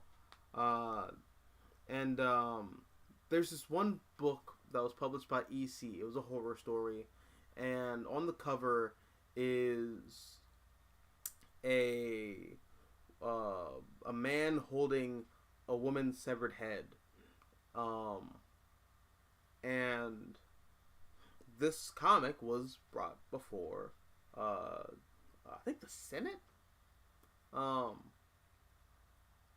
maybe it was the Supreme Court. I don't remember. It's in if you ever like want to do like a deep dive into like the history of comics, Comic Book Nation, you know, by Bradford Wright is really good. It tracks comics from 1933 up to I think 2002. But yeah, no, that whole trial is like covered in this comic. It gets into like the nitty gritty details of the Comics Code Authority and how that's born, and you know what comics did to evolve from that period of time. But yeah, no, dude, like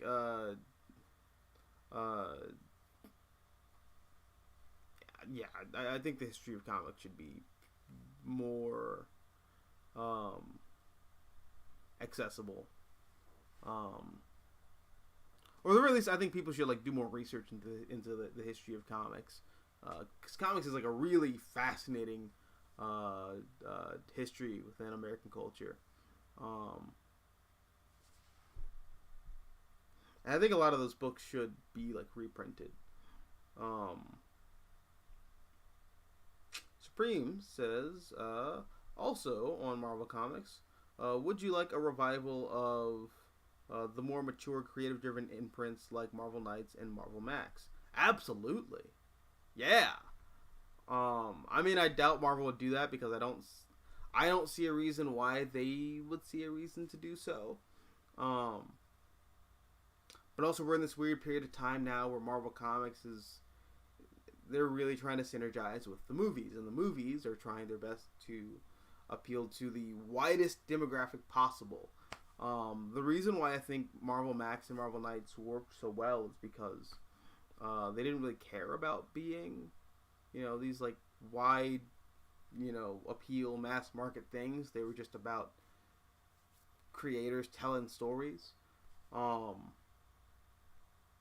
And I don't know if there's any room for that within the current era of Marvel Comics. I hope there is, but I guess I'm just cynical, but I don't think there is. And again, that's not to say that there aren't really good Marvel Comics coming out. I mean, I'm going to talk about the books that I got this week. But yeah, there's a lot of really good Marvel Comics coming out. It's just I don't think that it's different. It's very different. It just kind of is what it is. Josiah says top 10 favorite DC characters. Okay, that should be like easier. Wally West, Bruce Wayne, Batman, Clark Kent, Superman,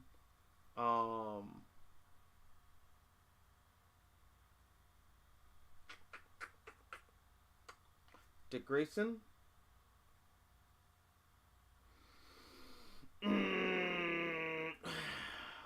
Green Arrow, Dinah Lance,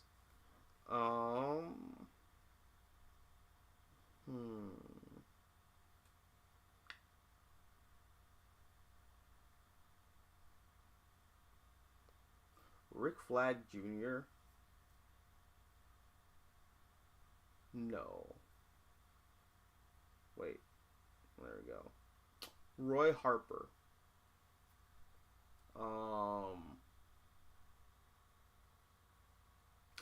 Dr. Fate. Duh.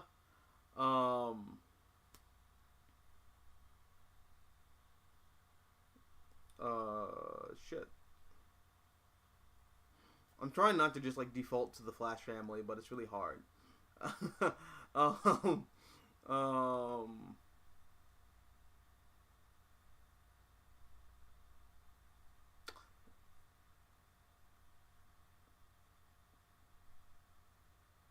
Kara Zor-El? Maybe? I don't know. No, not Kara. Not Kara. Jesse Quick, though. Yeah, Jesse Quick. Definitely. Fuck it. Yeah, Jesse Quick and Jay Garrick. Boo, I couldn't. I just defaulted to the Flash family members that I care about. Yep. But yeah, those are my top 10 favorite DC characters. Sorry, I messed up the chat.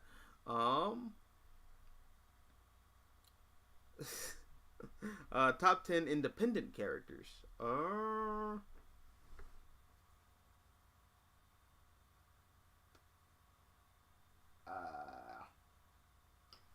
Hellboy. Definitely my number one is Hellboy.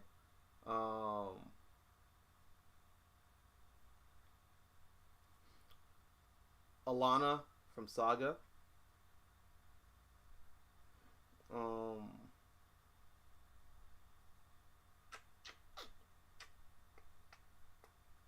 Yeah, a lot of the independent stuff I read is like very ensemble based, so it's gonna be hard.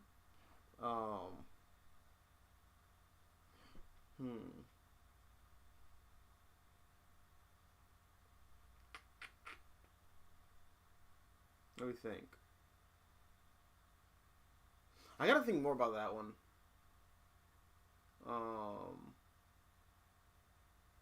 Yeah, I gotta think about that one. But I would definitely put Chris from Punk Rock Jesus on there as well. So like they're in my top, maybe in my top three. But I don't know. Yeah, that's a video topic. You know, I could make a whole video about that. Um, oh, oh, okay. Favorite Marvel event. Favorite DC event. I don't know why, but like my brain immediately translated your it translated your chat to favorite Fortnite event, and I was very confused. I don't play Fortnite. What the fuck?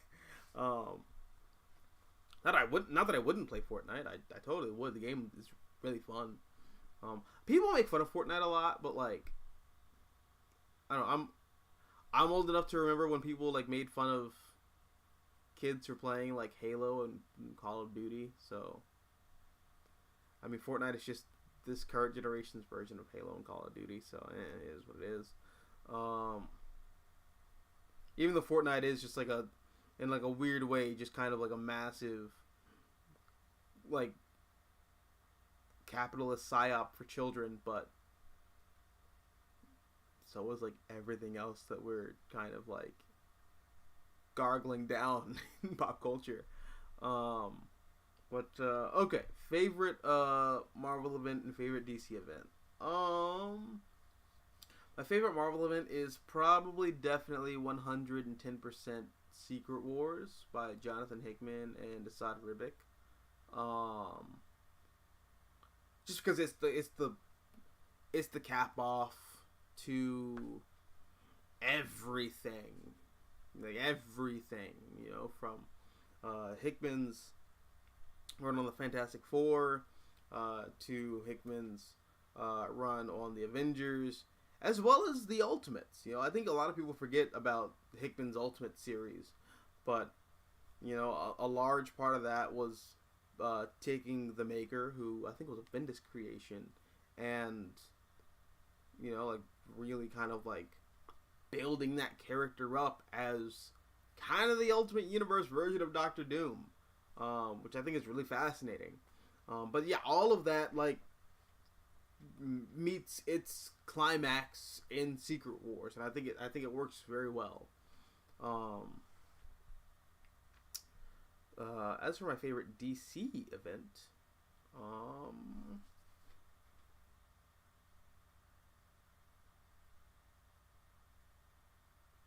Final Crisis. Final Crisis, I think, is indicative of everything that makes DC Comics DC Comics. It is a love letter, and I kind of cringe at this that term now, the love letter. But no, it is like a legitimate love letter to the DC universe, and everything it stands for, and you know the mythology that's built around these DC characters, and how DC is modern mythology in a way. So, yeah, no, I absolutely love Final Crisis. So yeah, Final Crisis, and Secret Wars. Those are my favorite Marvel and DC events. Worst Marvel and DC event. Well, that's gonna take a lot of digging in my brain and heart and soul. But I can tell you for damn sure that they're not Final Crisis and Secret Wars. So, yeah. All right. Well, let me actually. All right. So we talked about a lot of the Marvel movie stuff.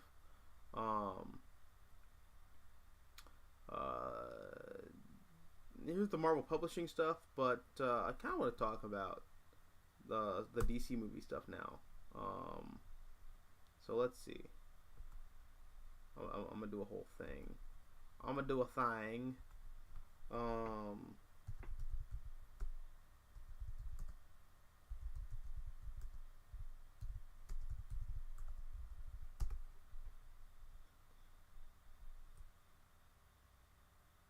Okay. Oh, it's like Gizmodo. I don't really. Do I want to? Yeah. I'll use Gizmodo. It's fine. Oh no, it's a fucking slideshow. Fuck that. Movie Web. Here we go. Okay, here we go. All right.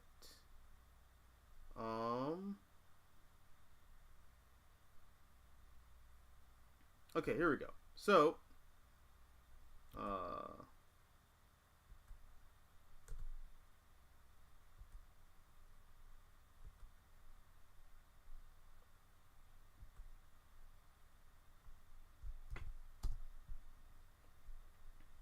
okay.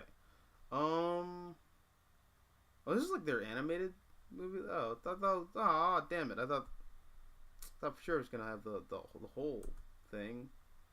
That's what she said. Um,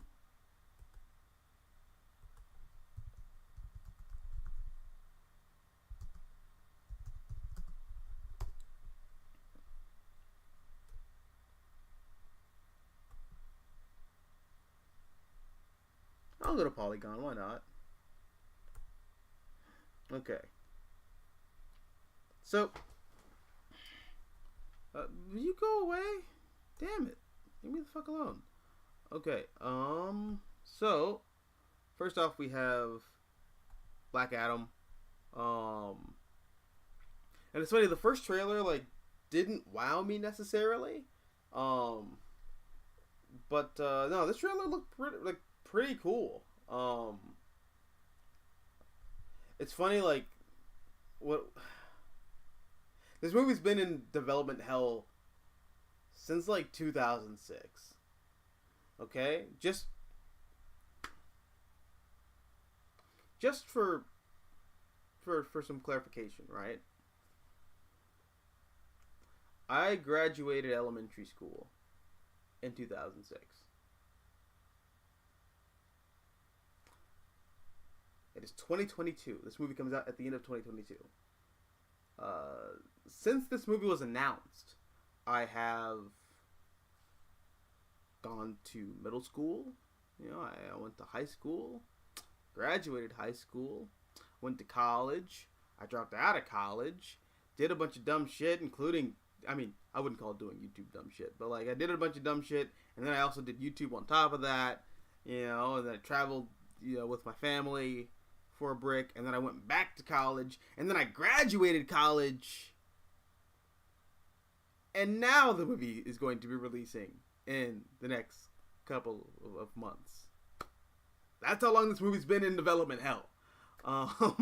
So, it's... I hope it lives up to all the build up, man. I really do. I think you can make an amazing Black Adam movie. I think Black Adam's such a fascinating character.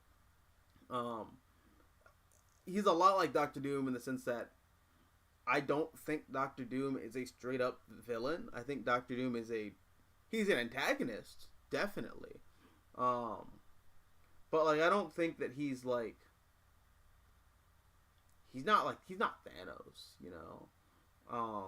just I think Black Adam is, I almost said The Rock. This is the true hierarchy of power changing, where I just confused The Rock with Black Adam. But no, Black Adam's not a straight up villain.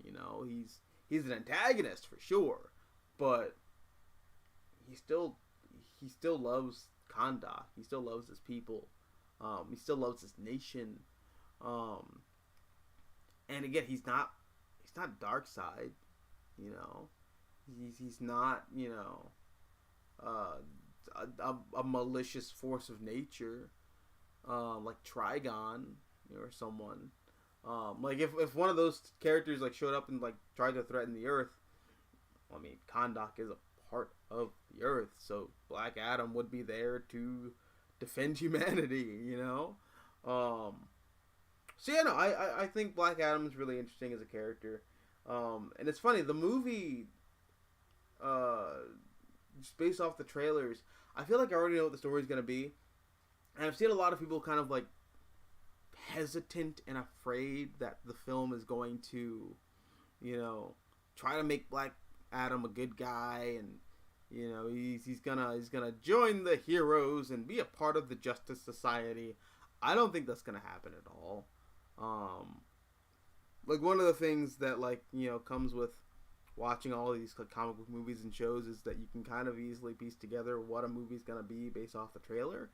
I feel like this whole movie is going to be very reminiscent of the first Deadpool film, where in that movie you have Deadpool hanging out with Colossus and Negasonic Teenage Warhead, and they're doing all these superhero things, and there's like all these speeches that Colossus is giving about how to be hero, and I am X-Men, and the X-Men are heroes, and yes, all you'll be hero, and Deadpool is conflicted over whether he wants to be a hero or a villain or an anti-hero. And the movie ends with him making a definitive choice. He kills Francis, and he becomes, he submits himself as not a hero. I think that's what the Black Adam movie is going to be. I definitely think it's going to be a thing where, Adam shows up, and there's this whole thing with the JSA are like, hey, you could be a hero, and that could be cool. And Adam's like, I'm not a hero. And they're like, yeah, but it'd be cool if you were. And he's the entire time he's like, but I'm not a hero. And then you get to the end of the movie where the JSA and Black Adam have to fight this big bad villain. I think it's Sabak, because I think the toy line kind of spoiled that already. But Sabak shows up, and he's like, oh, I am Sabak. And then the JSA and Black Adam kick Sabak's ass. I also think Intergang's in this movie, so Intergang might have a whole thing with resurrecting Sabak. But yeah, no, I can totally see a whole thing where the movie ends where the heroes are like, all right, Black Adam, now don't kill the bad guy. You can't be a bad guy who kills the bad guys. And then Black Adam, just being Black Adam, kills the bad guys. And then everyone else he just doesn't agree with. I could totally see that happening, and then the movie ending with him sitting on a throne in Kahndaq as Black Adam. I could totally see that happening. In fact, I think that's what the movie's gonna be. So no, I'm ready for it. I think it could be really cool. I also love that Black Adam costume. I think it looks really neat. I do wish he had the little ears, the little Namor ears. I mean, they gave Namor the ears. Come on, you can give Black Adam the ears. But I could also potentially understand why DC wouldn't want to go in that direction, just because of I think it was Alex Ross who pointed out on his social media. I think I saw this on Instagram, or maybe I saw this on Twitter a couple weeks ago, where he was pointing out the history of why Black Adam looks the way he does, with the arched eyebrows and the pointy ears, with the hard ass widow's peak that comes down to his nose. It's all racist bullshit. It's all just a racial caricature of Westerners' opinions of the Middle Eastern menace. So I can totally understand why DC would want to shy away from that. I get it. That's one of those. Yeah, I get it. It's a lot like the Mandarin thing with Shang-Chi, and Iron Man 3 for that matter. You can't. As much as I love the Fu Manchu version of Mandarin from the comics, there ain't no way in hell we're ever gonna get Fu Manchu Mandarin in the movies. That was never gonna happen. So I get not having Black Adam be Black Adam, or look like comic book Black Adam in the movies. But yeah, that movie looks really cool, and so does Shazam. Shazam looks really fun too. I'm in a weird camp with the Shazam movie. Um, I think the first film is like really fun, but I always forget about it. Like I always forget that it exists. um, it's how do I want to say this? It's like okay, so the first Shazam movie is on the polar opposite end of the spectrum from Thor: The Dark World. Okay, so Thor: The Dark World is a really boring movie. It's really kind of bad, and you forget everything about it after you've seen it. And then you have Shazam on the opposite end of that spectrum, where Shazam is a really good movie. It's a wonderful film. It's a great family film. It's a great comic book film. It's a good adaptation of the Jeff Johns take on Shazam and that mythos. But it's a little boring, you know. And not boring, but you forget about it. It's forgettable, you know. Like every time I watch that movie, I'm like, oh yeah, I like this movie. Why don't I ever remember anything in this movie? Oh, because it's like not all that memorable. You know. So damn, I keep spilling shit on myself.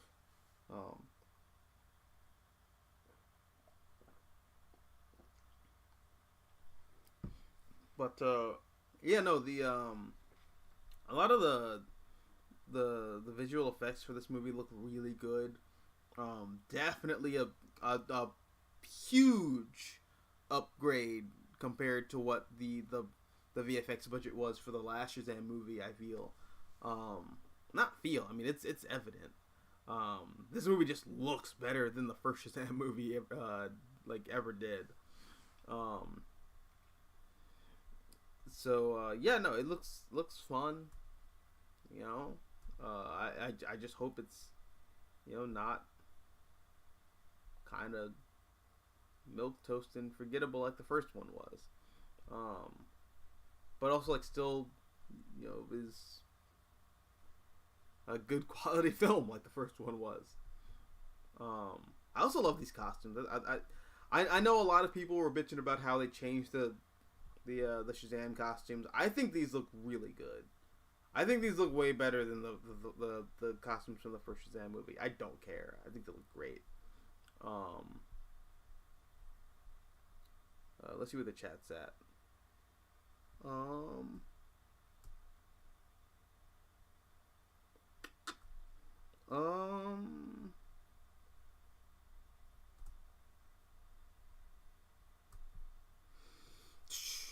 Supreme says, Ava Spider-Man crossover question. What if Shinji and Ditko era Peter Parker switch places? With Shinji being bitten by a spider and becoming Spider-Man, in Ditko era Peter piloting an Ava unit. What would go wrong? Everything. Everything would go wrong. Yeah, no, Peter Parker would be like... You just have different stories. You know, I don't think Shinji becomes Spider-Man. And I don't think Peter goes to that like city where Endo is you know, operating out of, because Peter has like a backbone and Peter wouldn't want to interact with or like have anything to do with his father.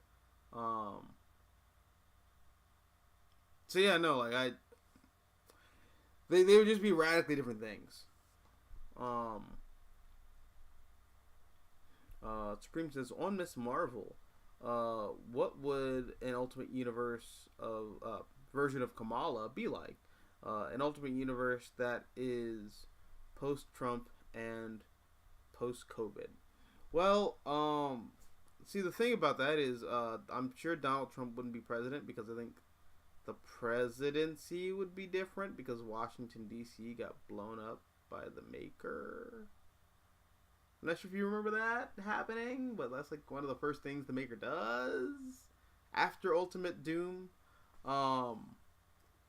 So, I don't know. The Ultimate Universe got very weird and interesting for a couple of years before it got blown up.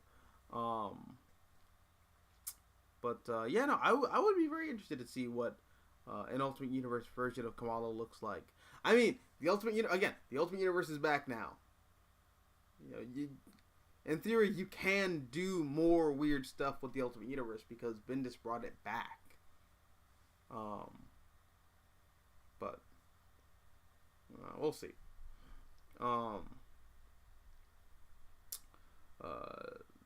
Supreme goes on to say, on JMS, have you read his deconstructed superhero works like Supreme Power and Rising Stars? I have not read Rising Stars. I know about Rising Stars, though. I think I have Supreme Power. Again, it's in this big-ass pile of comics that I refuse to sort through. But, yes, no, I do have Supreme Power, and I read part of it when I was younger. Even though I probably shouldn't have been reading it, but I did read it.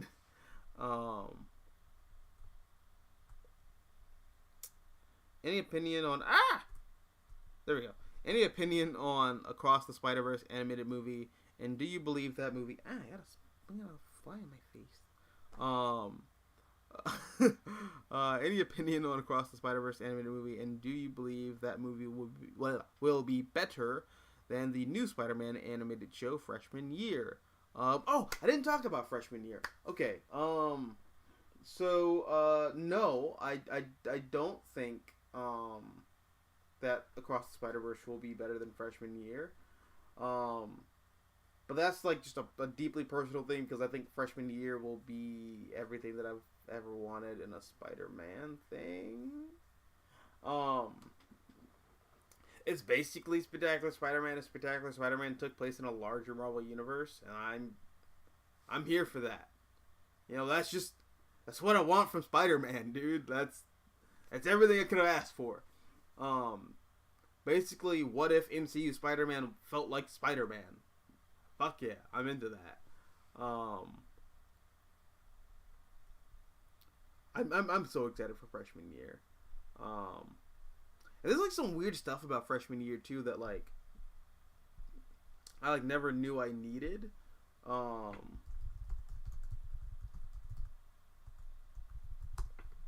Like Peter Parker being best friends with Nico from Runaways. Very weird choice, but I'm into it, you know.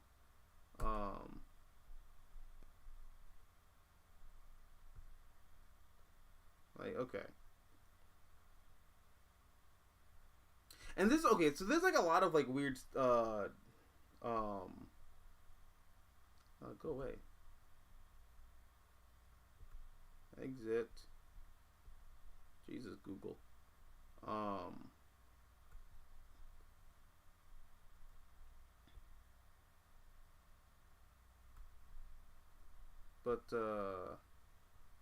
Okay, so there's like a lot of like weird weirdness just surrounding the freshman year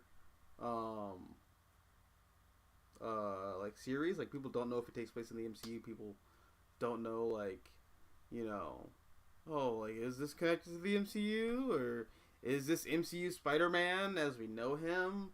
But based off everything that like we've kind of seen, it looks like, I mean, it looks like, you know, a glorified What If series, centered entirely around Spider-Man. So like, instead of, you know, Tony Stark waltzing into Peter Parker's living room and saying, "Hey, I need you to be my child soldier," it's Norman Osborn waltzing into Peter's living room saying, "Hey, I need you to be my child soldier," which that's very interesting to me. I'm very interested to see where that goes. I also think it's really cool that we're gonna get to see Daredevil in the show. Also, I'm really glad we're gonna get to see Doctor Strange in that show. Those are both characters that crossed over with Peter Parker in the Ditko era of Spider-Man comics. So yeah, no, I'm excited for that show. Hopefully it's everything that I'm cracking it up to be.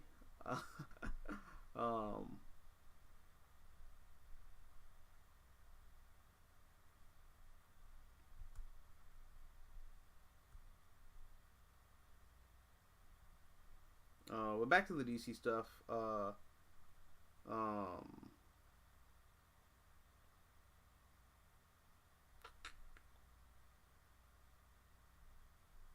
Let's see.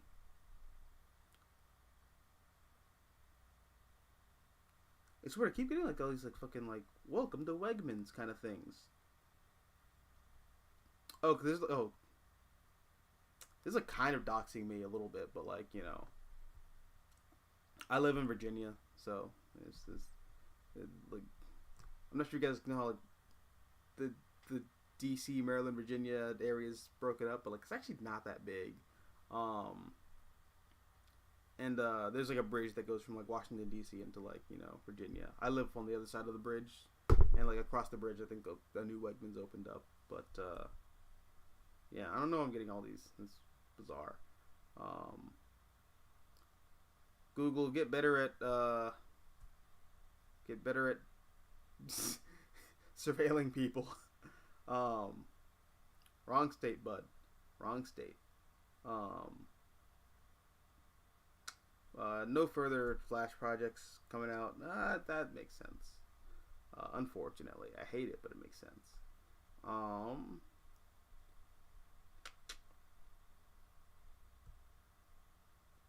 And dogs hate Elden Ring.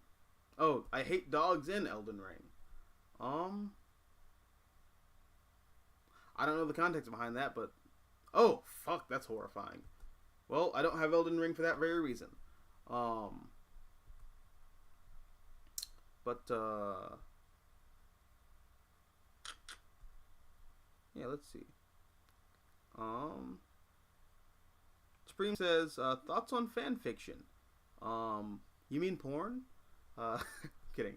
Do you feel it's bad or good for the creative writing process? I mean, most published Big Two comics are technically fanfic.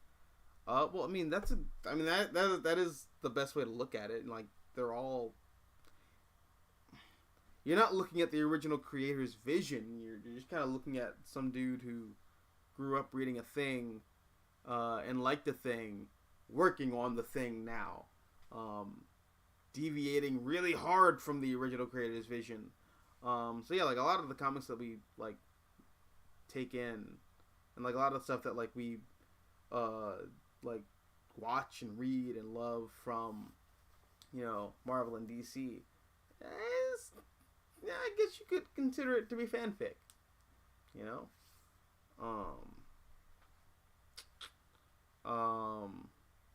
I don't know if I have like any opinions on it being like a bastardization or like an affront to the creative process. Oh, good night, Tevya. Supreme Omega says, on Punisher Max by Garth Ennis, it's a pity that the Netflix adaptation never touched the Slavers, one of Ennis's best Punisher arcs, and deals with the heavy topic of trafficking. Yeah, well, that's kind of like my big thing with just, and this goes beyond the MCU. You see this at like DC movies too, and the other Marvel projects.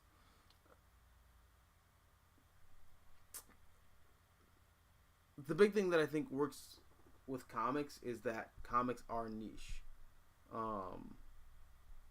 Comics, because they're niche, are allowed to be weird and kind of daring, in ways that a movie or a TV show that are going to reach a significantly wider audience can't really afford to be.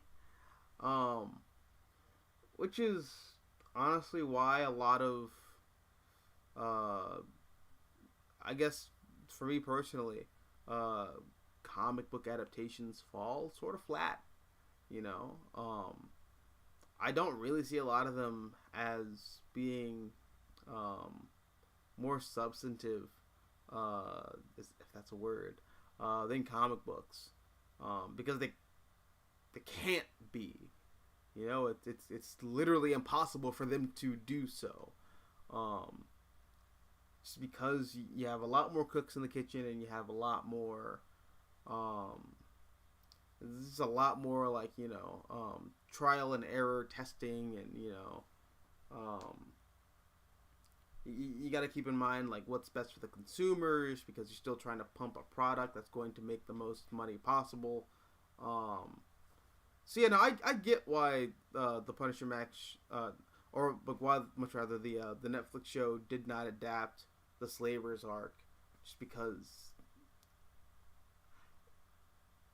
how could you? Like how could you really? Um, you know.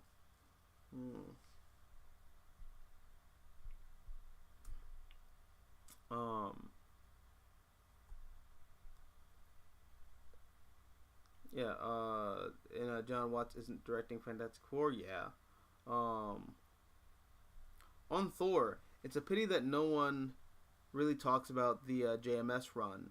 It was celebrated at the time, yet it's now forgotten, because I feel like the Aaron run has overshadowed it. Well, that, and also JMS's run never gets a proper finale. You know, like, if you remember, JMS rage quit, and I think it's Siege.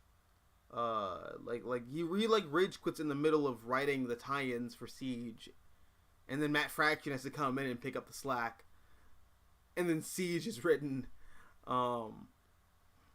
So I mean that's also a big part of why like a lot of people just never really read or talk about Straczynski's run on Thor, which is a damn shame. I think Straczynski's run is like one of the best runs on the character, but it is what it is.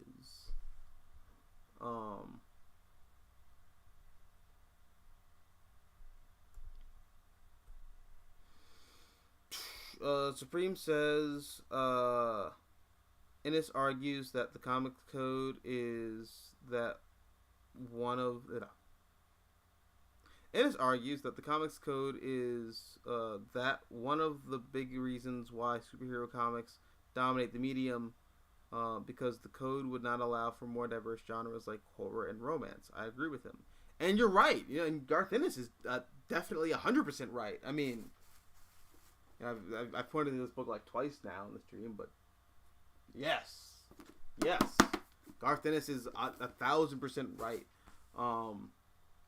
It's funny because like when you watch a lot of the comic skate dudes, like you boy Zach and all these other guys kind of like talk about, man, comics nowadays are all it's all. What happened to the old school stuff? You know, what happened to like all my superheroes being superheroes, and what happened to like all the hyper masculine, like Batman does the Batman thing, and like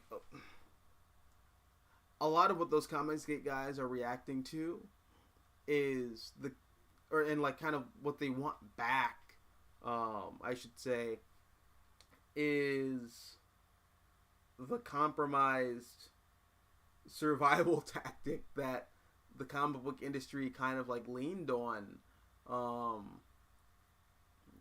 just to like stick around,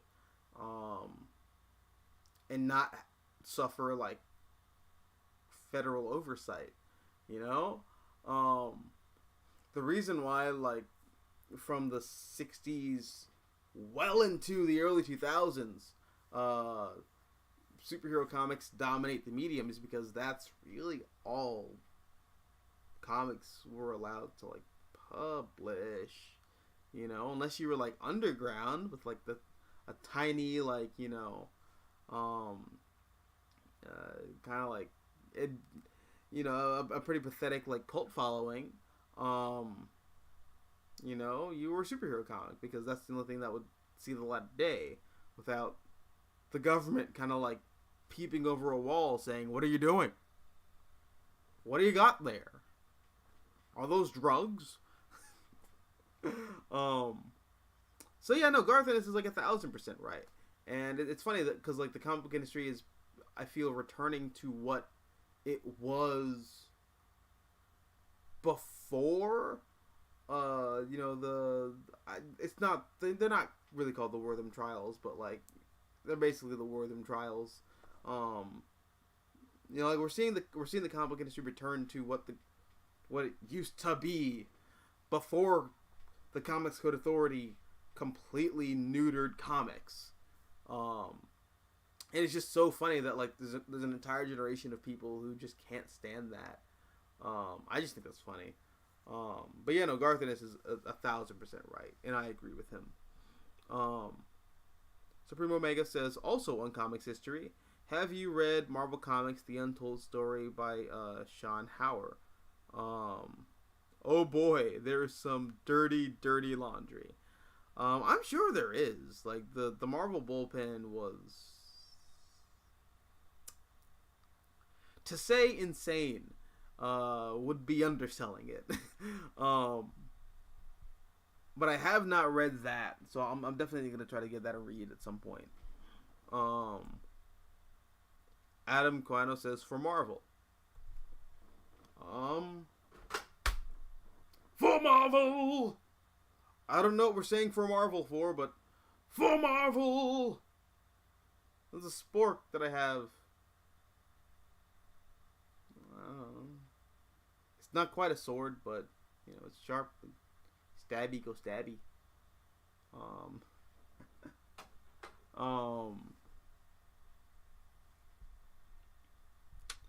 Supreme says, thoughts on the original Wildstorm universe? I feel it's Ultimate Marvel before Ultimate Marvel. Oh yeah, 1,000%. I like a lot of the stuff that I've read from the Wildstorm universe. Granted, it's not a lot. I've read Stormwatch, kind of. I've read the Planetary Batman series. I've read part of Planetary. Not all of it, but I've read part of it. My significant other has the Planetary Omnibus, but I didn't read all of it. Because it's just that's a thick old boy. That's just thickums. I know doing this and saying that's thick is like not. Why am I doing this?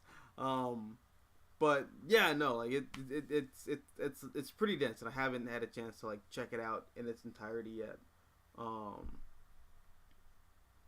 But yeah, I want to read that, and I want to read The Wildstorm, which is like the reboot series that Warren Ellis does, where it kind of like takes the Wildstorm concept, which is already like a what if superheroes were realistic, and makes it significantly more realistic than the original Wildstorm was. I'm very interested in seeing what that all looks like. Lewis Berry. Hey, what's up, Lewis? How you doing, buddy? Says, I hope to get Superman and Shazam.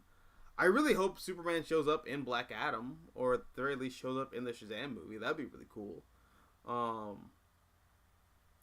Lewis also goes on to say, this looks great, and I hope to get Cavill's Supes and Black Adam. Oh, I'm praying. I mean, me being a pragmatist, I don't think that will happen. Like, I don't think that will happen. I want it to happen, but I don't think it'll happen. It just kind of is what it is, unfortunately. Supreme Omega says opinions on the '90s Spider-Man animated series. I mean, it's a good show. You know, it did its job of getting like 5, 6, 7 year olds interested in Marvel characters in the Marvel Universe and Spider-Man.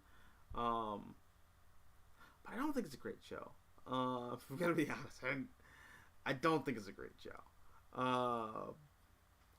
Supreme Omega says, instead of high school Peter Parker or college Peter Parker, would you like to see adaptations of the more adult Peter Parker that eventually got married, such as Kraven's Last Hunt, Death of Jean DeWolf, and The Child Within? Was Peter married during the death of Jean DeWolf? I don't know. I have to read that again.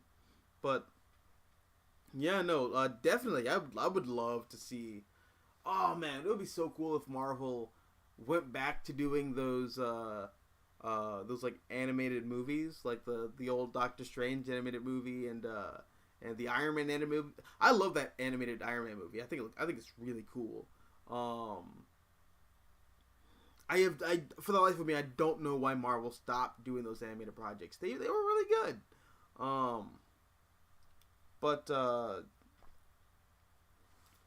Yeah, no. I would love to see a Spider-Man Kraven's Last Hunt movie done in animated form. I think that would be amazing. Supreme Omega says, also on Spider-Man adaptations, J.M. DeMatteis is the best is the best Spider-Man writer yet. None of his Spider-Man stuff gets adapted. Is it because his work is too dark and cerebral? I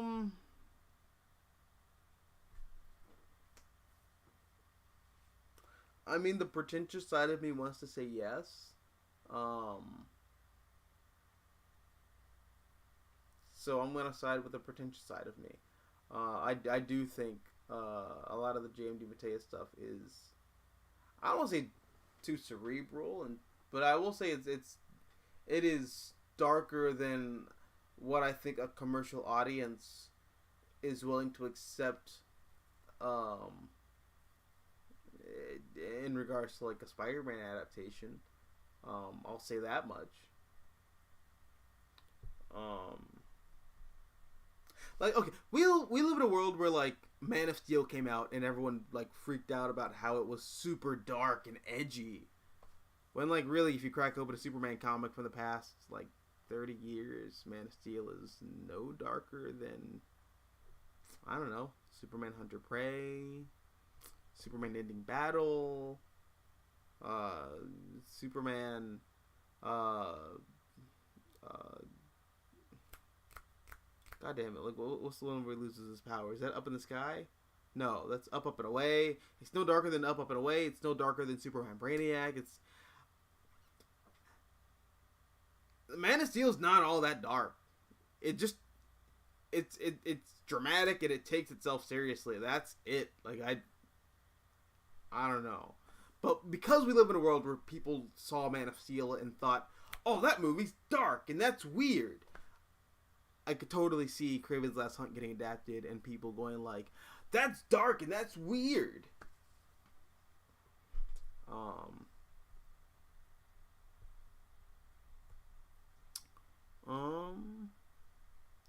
Supreme says, oh no, Lewis says, Warner Brothers have 10 months and the money, reshoot Aquaman 2 and The Flash with Deborah Ann Wool as Mera. Oh, that's really good. And Timothy Chalamet as the Flash. That's also really good. They replaced Eric with Michael in BTTF when the majority was completed. What's BTTF? That sounds like a K-pop band or like the delicious Korean street cuisine. I don't know what that is, but I'll take your word for it. But yeah, no, like I think they could totally get away with reshooting those films with like, I mean, you would be inflating the budget by God knows how much, but It's possible. It could be done. Supreme says, on the comic book industry, do you feel it's too fan driven? Yes. I don't even have to finish that question. Yes, I do think it's too fan driven.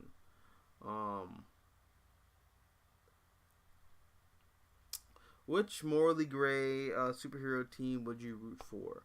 The Authority or the Ultimates? The Authority. Because they at least have the best interest of the people at heart from the beginning. But it's weird because like so the Ultimates are basically just the Avengers within a modern context, and the Authority are basically the Justice League in a modern, political economic context. So basically what you're asking is, would I rather have the Avengers or the Justice League? Personally, I choose the Justice League all the time. I've talked about the differences between the Marvel Universe and the DC Universe, and, the differences between the Avengers and the Justice League.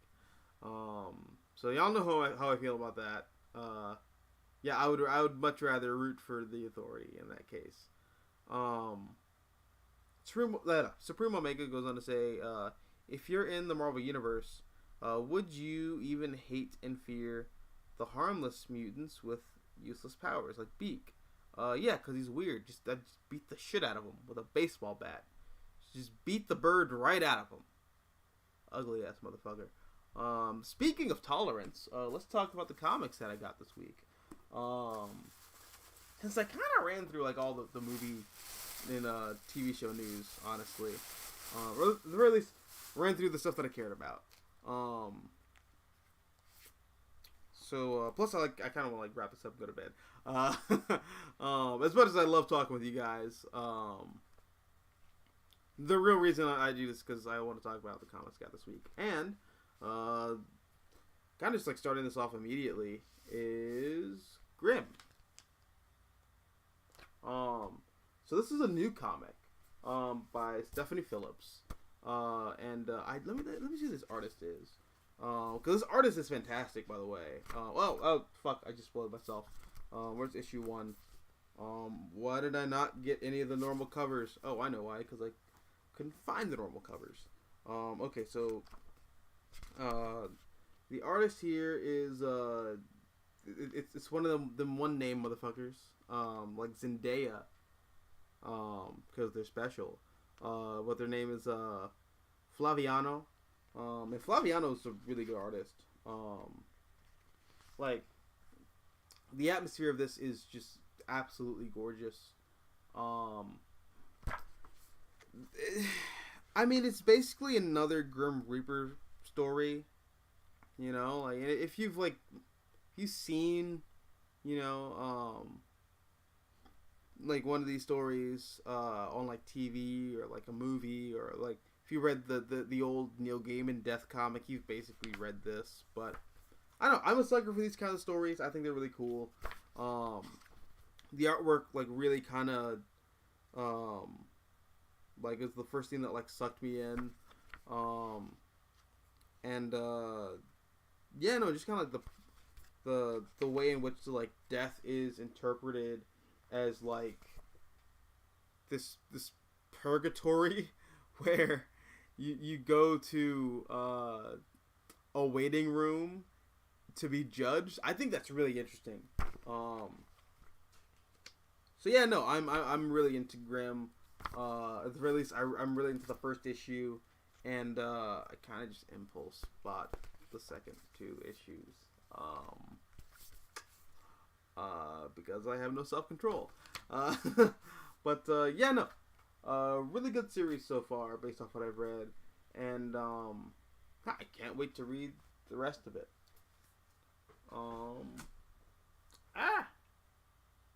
Where I put it? Oh, there we go. Boom. Easy. Next up, um,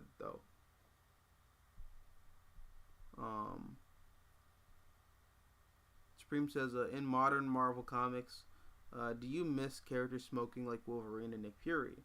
While I'm not a fan of smoking, I feel like omitting it lessens the whole world outside your window concept. I agree. You know something I don't get? I don't get why characters aren't allowed to smoke, but they're still allowed to drink.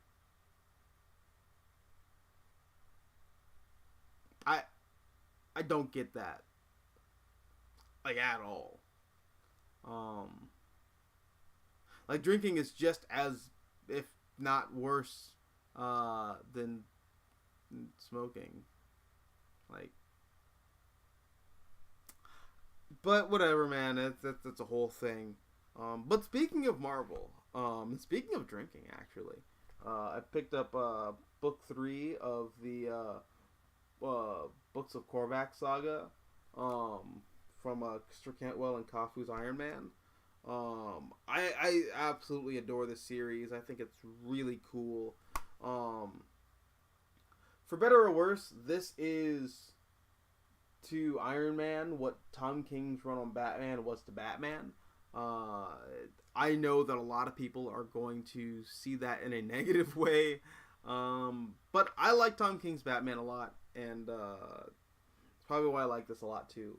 Not only does this run kind of like feel like a return to form for the character of Iron Man, and kind of like getting him away from those more like cinematic portrayals and, like, you know, that synergized take leeching into the comics. But I also feel like it takes the character of Tony Stark, and re-examines Tony within a modern context, while going back to the well with a lot of his pathos and personal demons, which make up who he is. You know, Tony Stark is an egomaniac who thinks that he's the center of the universe. Tony Stark is, for lack of a better term, a junkie. You know, because I think a lot of people focus specifically on the alcoholism, but they don't really focus on, like, some of the other problems that Tony has, which really are linked to, like, Tony having an addictive personality. You know, it's not just the booze, it's not just the women, it's not just the armors. Tony needs stuff to fill a void in his soul. That's like the whole point of his character, and I really appreciate how this run, like, further kind of like goes into all that stuff. And I'm a big fan of this run. I'm a big fan of Christopher Cantwell. Has yet to let me down so far, and yeah, I think this is the end of the first arc that Cantwell's working on. Although I think Cantwell, like, leaves at issue 25, so it's gonna be like a very short arc after, you know, after this comes out. But yeah, no, I'm a big fan of Cantwell's run on Iron Man. I love his voice for Tony Stark, and yeah, no, I absolutely love this. And I love Kafu's art. You know, I can't. I don't think I say this enough, but, like, Kafu is, like, one of the best artists working at Marvel Comics currently. And also, come on, this is like some straight up, like, you know, 1980s Jim Starlin kind of crap. I love it, dude. It's great. Yeah, if you're not reading Iron Man right now, I think you're missing out, personally.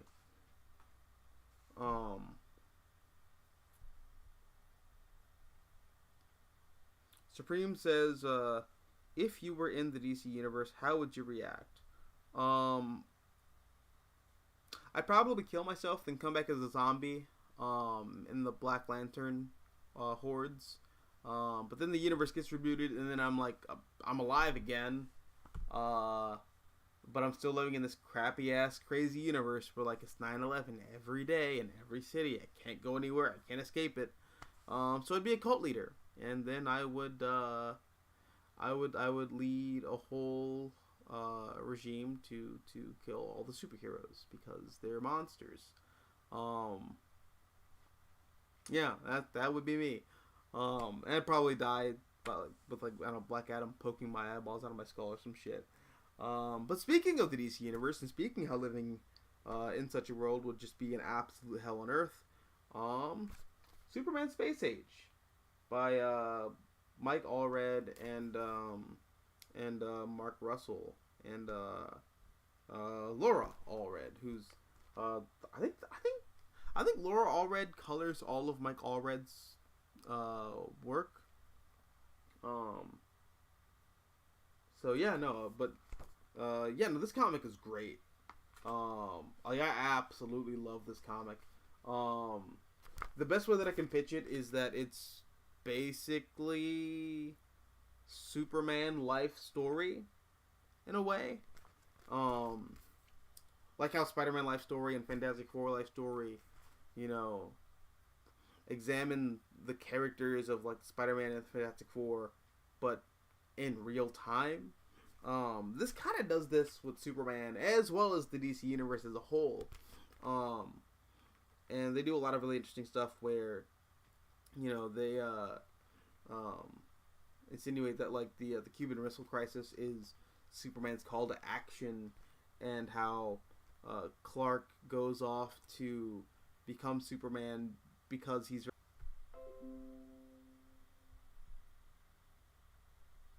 weird.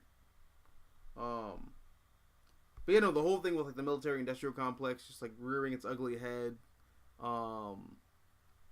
through the tail end of Eisenhower's administration, and how that kind of like bleeds into the Kennedy era, and you have like Lex Luthor and Bruce Wayne kind of like representing two factions of the privatized military exports. I don't know. I think this whole book is really fascinating. I think Mark Russell is a wonderful writer. He has been one of my favorites ever since the fucking Flintstones from that Hanna-Barbera line, which like everybody completely ignored, but I thought was great. You know, I think this book is great. I say this as someone who loves the current run on Action Comics by Philip Kennedy Johnson. This is the most I've enjoyed a Superman comic in a long ass time. It just is. Like I had a fucking smile on my face, just painted the entire time I read this. I still really love the Philip Kennedy Johnson like Action Comics run, but just I don't know, so much of what makes Superman is in this, and like a lot of the like weird kind of like twists and turns and takes on the mythology, I'm like fascinated by. Also, this is like a cool little Easter egg to Jerry Siegel and Joe Shuster in here. Let me check and see. Where is it? I think it's like the bar that they all. Yeah, here we go. The Seagull and Shoe Store bar. Like, no, that's cool. That's a cute little Easter egg. I like that. I guess I can like delete this. Yeah.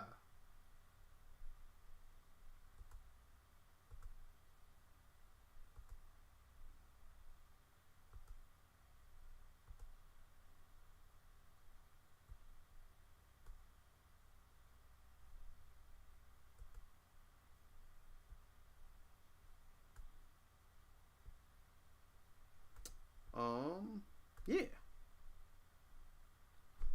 But, yeah, no, these are the books that I read this week. Again, just, I know, like, it's popular to say on the internet that, like, all the comics are bad, but there's a lot of really good shit coming out right now. Yeah, man, I'm liking a lot of comics currently. You know, what can I say? Um, Supreme Omega says, "Would you be friends with Superman, Batman, and the Justice League and the Titans?" Bro, I'm a normal broke ass human. I wouldn't know them niggas. I'd be the guy who like points up in the sky and says, "It's a bird, it's a plane, and then just fucking Calabac falls out of the sky and turns me into Jello as Superman's fighting him, and like the apocalyptian like hordes from hell. You know, no. Yeah, I wouldn't be a blip on anyone's radar in the DC universe. But yeah, no. Yeah, but outside of that, I think it's a pretty decent place to end the stream. We talked about like a lot of the. Oh wait. Okay. Last thing before I go, we didn't. I don't think we talked about any of the animated stuff coming out from DC. All the animated stuff looks pretty cool. You know. I think Justice League War World could potentially be really interesting. I hope it's better than that Green Lantern Beware My Power movie, because that was not great at all. It's it's so weird that like, okay, if I had a nickel for every time DC tried to build a film franchise around Green Lantern, and they started it off with a bastardized version of the Parallax Saga, I'd have 2 nickels. But it's weird that it happened twice, right? Well, I don't know what they were thinking with that. But hopefully it's a different writing crew. It's I mean, you can keep the animation staff, because I think the animation for Beware My Power is really good. But just, what the hell was that movie? Like, they were doing so well, you know, up to that point. But I don't know. Yeah, no, a lot of the animated movies look really good. Justice League War World, really cool. The Doom That Came to Gotham, I'm excited for. I love that comic. That's really good. If you guys haven't read that, that's like a alternate universe take on Batman. I think it's written and drawn by Mike Mignola, or Mignola. I never know how to pronounce it, but no, really good story. There's also the Super Sons, which I'm excited for because I love the Super Sons. I'm excited to get more Super Sons content. And it's the only way I'm going to get more Super Sons stuff, so it'd be like that. Yeah, no, I'm excited. A lot of cool stuff coming out of Marvel and DC for the next couple of years. Yeah, no, that's kind of all I got in the tank. That's all I got left. Anyways, thanks for watching, guys. Appreciate it. Thanks for hanging out. I know it's super late. It's like 2 a.m. for me now. But yeah, thanks for hanging out. Thanks for chatting. Yeah, guys. I will catch y'all later. Adios, nachos. Adios.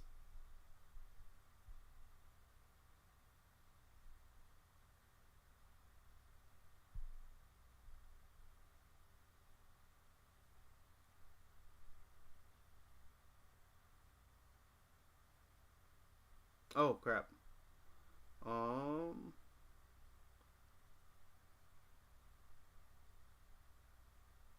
I think there's a delay, but like, I don't think that's anything super interesting, so it's fine.